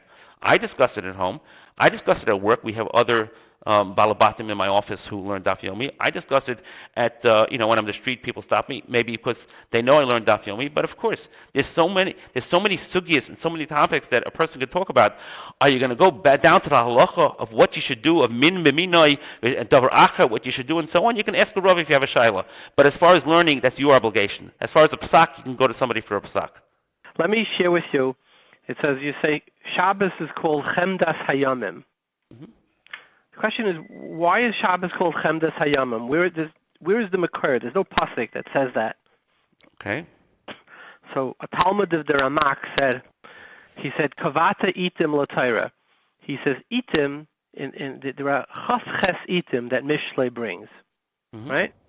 28. So he said there's an hour, 24 hours in the day. Mm-hmm. He says originally there were 28 hours in each day for the 28 itim. Mm-hmm. Every day of the week he gave 4 hours to Shabbos. Mm-hmm. So Shabbos got the 4 hours every day, the best 4 hours of every day. 6 times 4 is 24. With that they made Shabbos. Mm-hmm. So he said that's the Chemdas Hayamim. Mm-hmm. Very nice. Yeah. I'll tell you again. Kavata Ivan Torah could also mean that we convey your times. I think back about 3 years ago or 5 years ago, we could talk about, hey, that was the last time that, Donald Trump, or Obama was the president, or the last time that, or the year of, I'll tell you, the year of 9/11, that was the year we finished Ksubis or went into Kachim. So I'm saying that there's another way to go and to convey your times, l'Torah. You can look at your times of your life, you can look at your times, and be conveyed, not to say, hey, that was the year the Yankees won the World Series or so-and-so was elected, but you can talk about what you were learning and what you were involved and what sugis you were involved in, what masechta you were involved in. That year, that year was the year we learned Baba Basra. So you can be conveya your itim, your times, lit Torah, based on what was happening in your Torah life on that during that period of time. Rabbi Yossi, thank you very much for sharing your thoughts and your enthusiasm and your hava for the Daf Yomi. Thank you so much, and keep up your great work. Kulta. Take care. Bye-bye now. We have on the phone with us from Chicago the famous blogger, Rabbi Harry Maryles, of the blog Emes Ve'emunah. It gets hundreds of thousands of hits. He's a Talmud of Yeshivas Tells, a Talmud of Rabbi Aharon Soloveitchik and Rabbi Beryl Shimanowitz. He has an undergrad in psychology. Welcome, Rabbi Maryles. Thank you so much. So, Rabbi Maryles, you in your blog of around a week ago, you sensed a sense of hurt and outrage, that notwithstanding that a significant portion of the attendees of the Siyum Hashas are YU, modern Orthodox, from all the different yeshivas that encompasses, there's probably 20 different yeshivas like that, not a single speaker is asked to address the audience from the podium from this group, which could represent as much as 20, maybe 25% of the audience. And I believe you suggested that why not do your own? The statute of limitations, or rather the copyright, it's the first Siyum Hashas was 100 years ago. It's run out. Like, if you don't respect us, let's make our own. Could you give us a little bit of insight into that? Well, one of the things about me that people who read my blog regularly is that I am a strong believer in achdus, the kind of achdus that does not yet exist, and unfortunately seems to be going the other way a little bit. There's one thing that should unite all of us, and that is Shmiras HaMitzvos. The fact that modern Orthodox Jews, by definition of the word Orthodox, are Shomer Shabbos and Shomer Mitzvos. And most of us, at least on the right wing of modern Orthodoxy, believe in almost the identical things that the Haredi world believes in. We believe in Limud HaTorah. We put a primary emphasis on that. but we have a little bit different hashkaf in terms of limudei chol, for example. We are strong advocates of limudei chol, and the Haredi world seems to be moving away from being strong advocates. That's not how it used to be, but that's what they seem to be doing now. Be that as it may, for some reason, and I think I can understand a little bit what that reason is, and I hinted at it at the post, the Aguda hierarchy, for lack of a better word, seems to want to distance themselves from our hashkafas to such an extent that they will reject people who we see as Gedolei Yisrael, such as, and I know that Rav Hershel Schachter does not like his name to be mentioned, and he's a huge unuf, and he doesn't like people to make a fuss over him. But he's a perfect example of the type of godless that we look at. Man is a huge Talmud Chacham. He learned under Rabbi Yosef Ber Soloveitchik. He's his Talmud Muvak. A man like that should be able to address the olam of a huge Siyum Hashas that is advertised as a uniting event. And he's never been asked to do that. And it doesn't have to be him. It could be other Rosh Yeshiva at YU.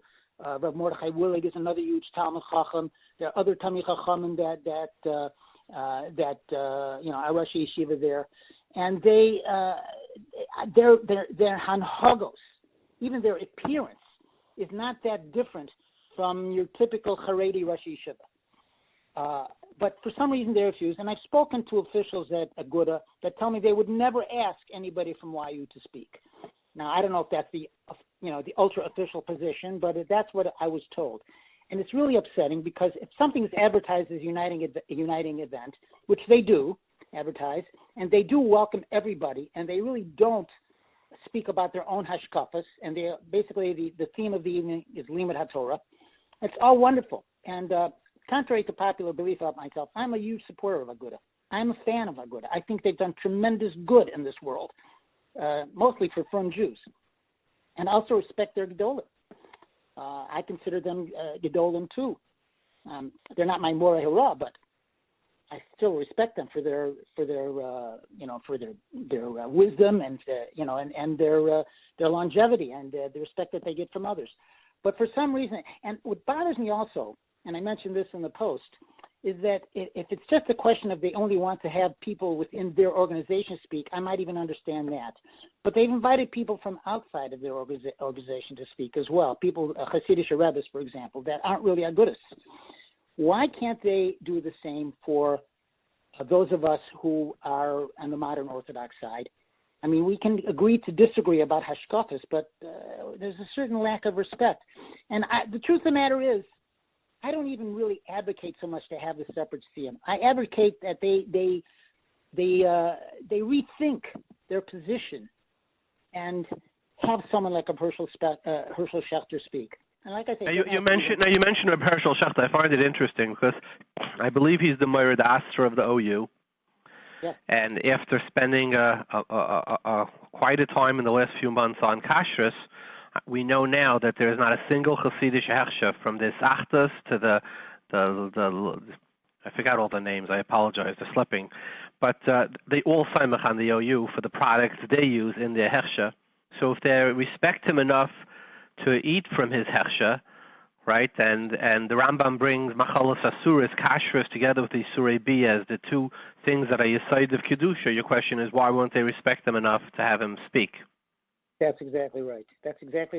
And what bothers me also is the Aguda seems to be mashing more people to the right, to their left, and maybe they would accept the left, but they're afraid they're going to lose, people to their right. So they cater more to that side than the other side. And for me, that doesn't make any sense. You have to have integrity about it, and you have to treat everybody equally. Just because you don't agree with their hashkafas doesn't mean you have to, disrespect them in the sense that you don't, because you might hurt the other side. There has to be some yashrus here, and let the chips fall where they may. That's why I suggested in my alternate venue of having a YU Siyum Hashas that everybody be invited. I don't think it should just be YU Rosh Yeshiva. I think it should be Skverer Rebbes too. Even Lubavitch, anybody that is a Shomer Shabbos Jew in the sense of real and true achdus should be invited. The leaders of all the various different hashkafas should be invited to speak. and give a bracha to those who completed Shas. Now, I heard a rumor that somebody from the YU Olam is thinking of putting a deposit down on a major public gathering space in the New York area as a possibility of this. Do you think that it would be sort of a schism in Klal Yisrael if there were a second one? It's possible, and that's why I reluctantly, I thought about writing this post for a long time. Yes, no, yes, no. The downside, of course, is that it might create a schism. I don't want to break any further apart from the Aguda. The Aguda really represents centrist Haredi values, okay? Because they are kind of in the center of the Haredi world. And I think they encompass both the Yeshiva world and the Hasidic world, and they don't cater to their extreme alike either. I'm sure they're just as opposed to, let's say, the Neturei Karta as I am. But it's troubling, and I'd like to see it I'd like to see their advertising of Achdus be more inclusive in terms of the leadership of the various factions, not just the Hamonam of those factions. And in the alternative, to make us see them separately, they'll get upset at us, and I don't want them to be upset. I want them, like I say, I'm a big supporter of Aguda. I do think they do wonderful things for Klal Yisrael. I just like them to be more inclusive. And what you're speaking sort of resonates a bit with me, because here on this program we've had Rav Hershel Shechter. We've had I would say close to 400 speakers already, but we've had Rav Hershel Shechter, Rabbi Willig, and at the same time we've had on the Av Bezdin of Yerushalayim, Rav Sternbach. So we've had Rabbi Weiss, we've had all the right, the left, the center, and the one rubric that all of them had is they have to accept the Shulchan Aruch as the defining force in our lives. And as long as that's the case, Sfardim, Ashkenazim, we've had from 5 different continents. So your question is, as an asifa, a holy asifa, that is, and every time with Kiddushi always comes the concept of Echad, right, by Kabbalah Satira, right, it was K'ish Echad B'Lev Echad. K'gavna de'inu Mesyachten li'ela b'Echad. So you're saying, why at this momentous occasion isn't there the achdus of having all those who look at the Shulchan Aruch as the defining force in their lives? Why isn't that occurring? That's basically your point, right? Exactly my point. Exactly. Rabbi Maryles, thank you very much for your time. Thank you so much. Kultov. We have on the phone with us from Lakewood, New Jersey, Rabbi Beryl Shimanowitz and his wife, Mrs. Ratzi Shimanowitz. And we have them because they wrote a book, My Special Brother. It's about Beryl Shimanowitz's brother who was born with Down syndrome. And this was many years ago. This was some 50-some-odd years ago. And so he can share with us the attitudes of the different Rabbanim at the time to keep the child, not to keep the child, what the experience was like. Welcome, Rabbi Beryl and Mrs. Ratzi. Thank you for having us. So tell us, today we're much more enlightened, etc. This was a long time ago. Yes, when your mother was 55 years ago. 55. So tell us a little bit about the story, when your mother found out, who she went to, etc. So if you want from the beginning, my brother was born in Maimonides Hospital. And at the time, the attitude was, even amongst the not from Olam, that you don't keep these children. So the doctor, her gynecologist, told her, you have 5 healthy children, forget you ever had them. Just leave them here in the hospital.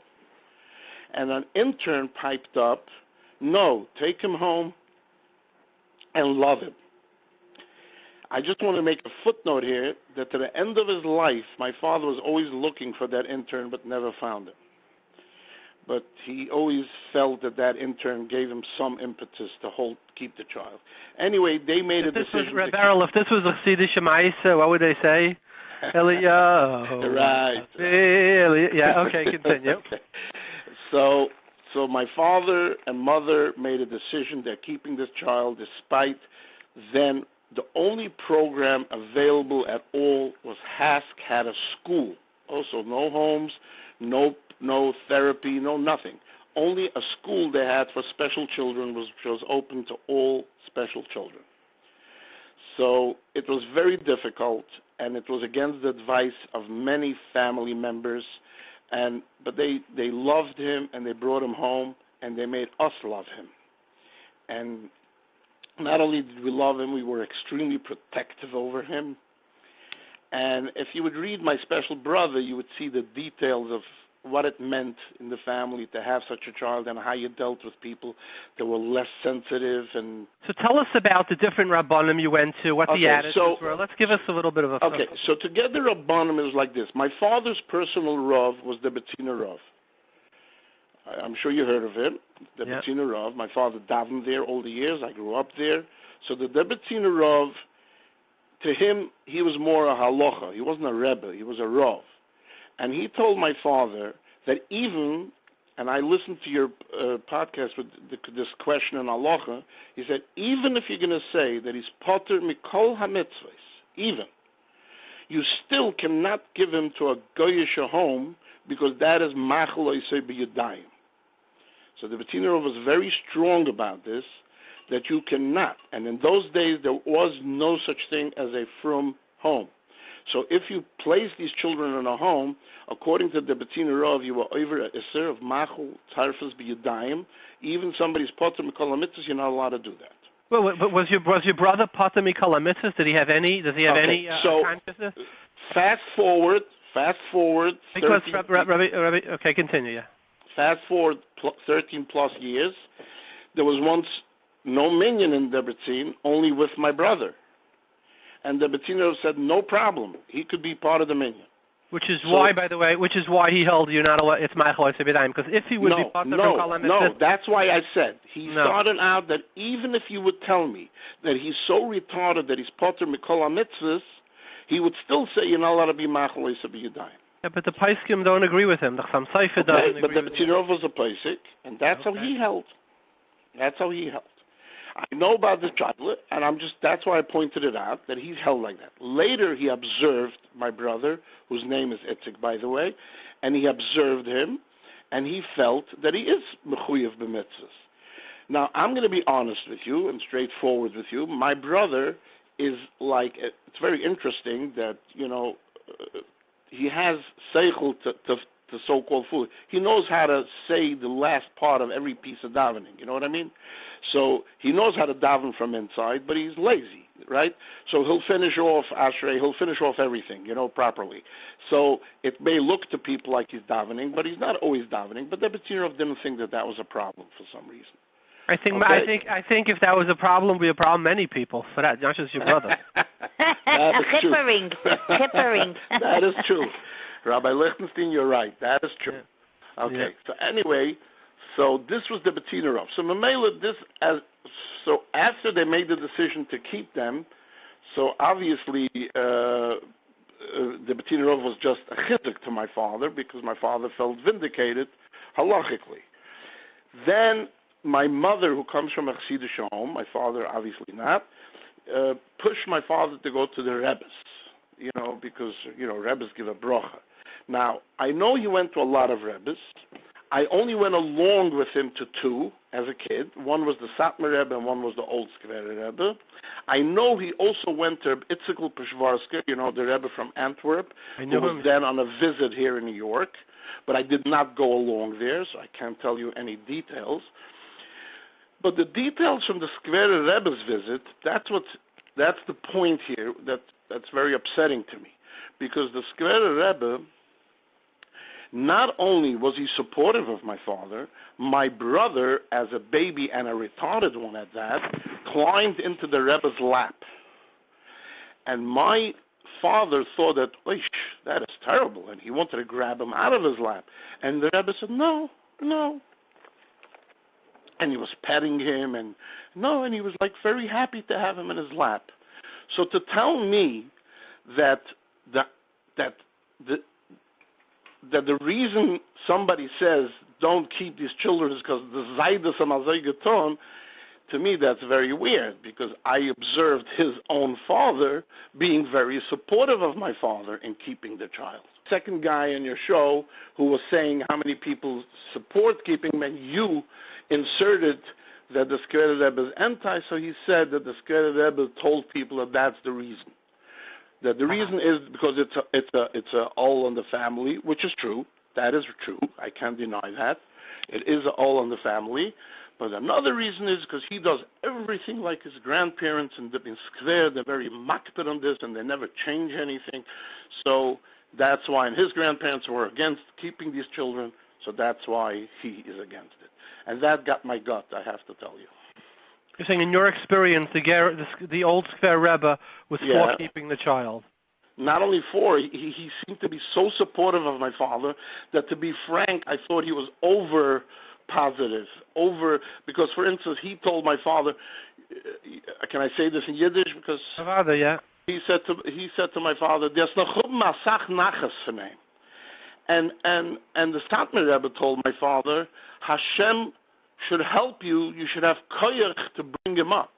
In other words, Satmar Rebbe didn't tell me you'll have nachas. He said it's going to be tough, but you'll do it. And the Skverer Rebbe said, you'll have nachas from him.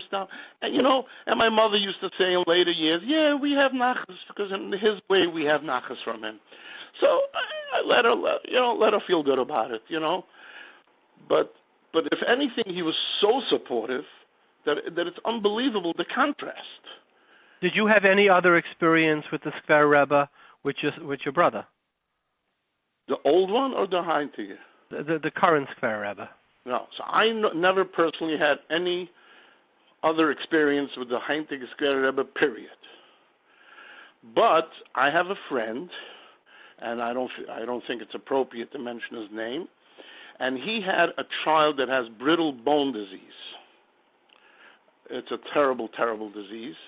And a few years later, his wife gave birth to a Down's child.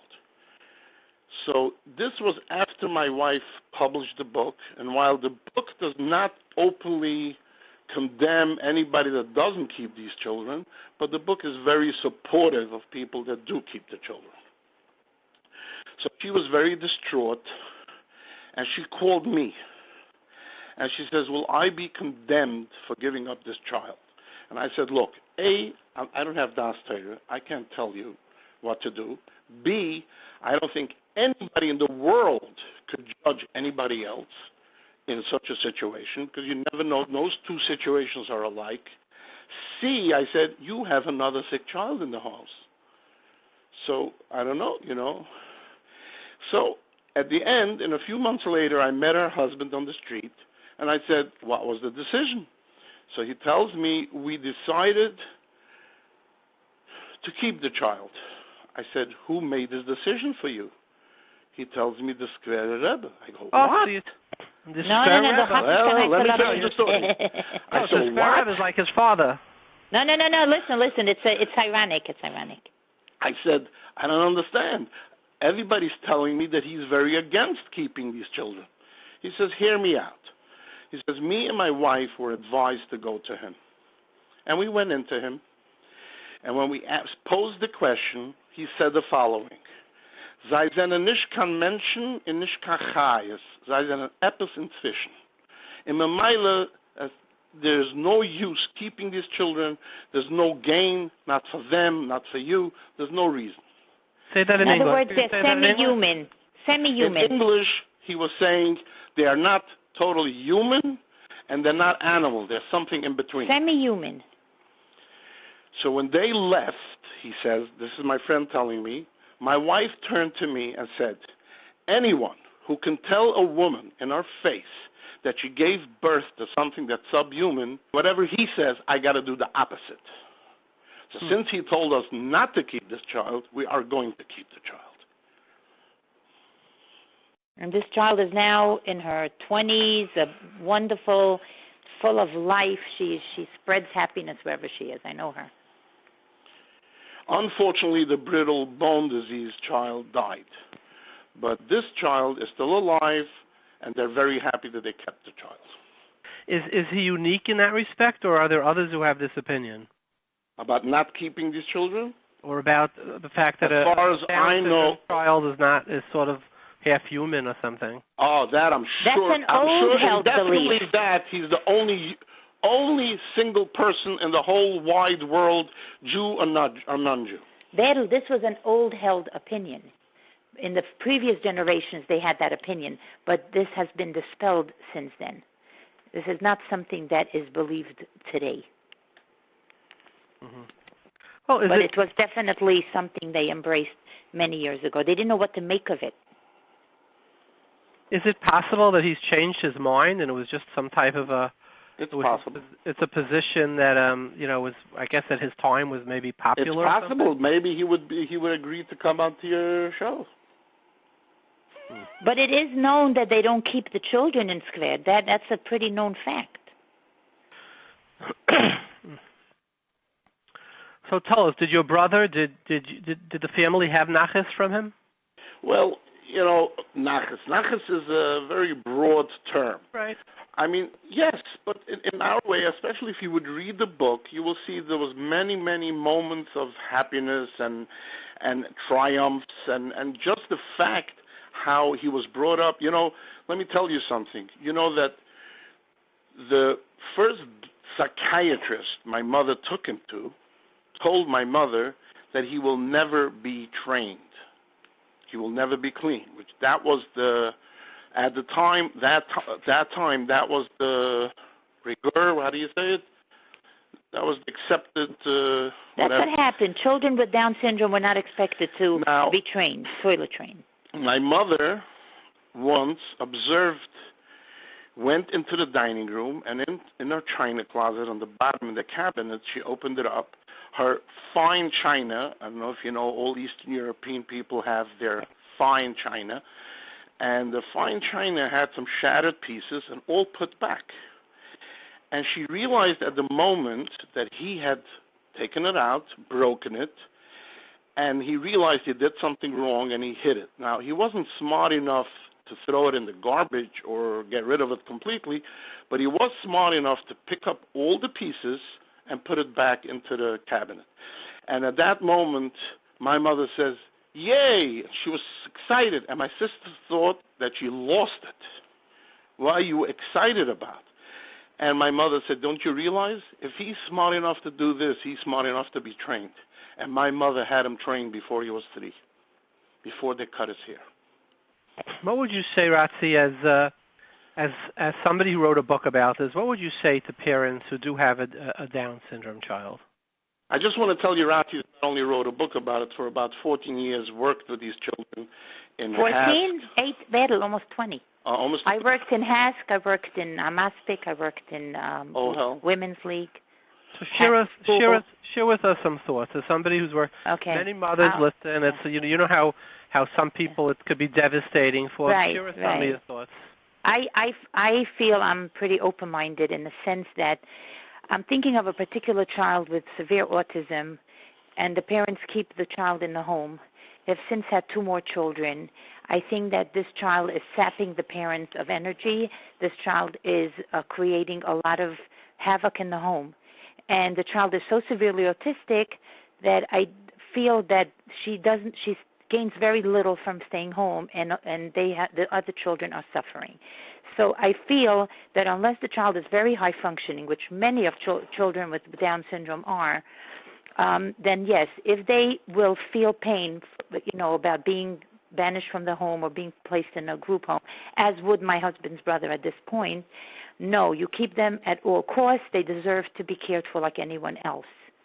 So if it's going to involve some hardship, I'm sorry, too bad. I used to daven before every baby that I had. I used to daven Hashem, whatever happens, I'll accept it. Maybe because I had a brother-in-law like that. But with children that don't stand to gain that much from staying home, and the family really suffers or the parents suffer, then they have to make that decision, and they don't have to feel guilty. There's a lot of very, very good, homes out there and different services that we have. It's a very much a case-by-case. Well, Rabbi Beryl and Mrs. Ratzi, thank you very much for sharing your thoughts and your time and your experience. Our pleasure. Thank you so much. Thank you so much for hearing us out. Kol tov. Take care. Bye-bye.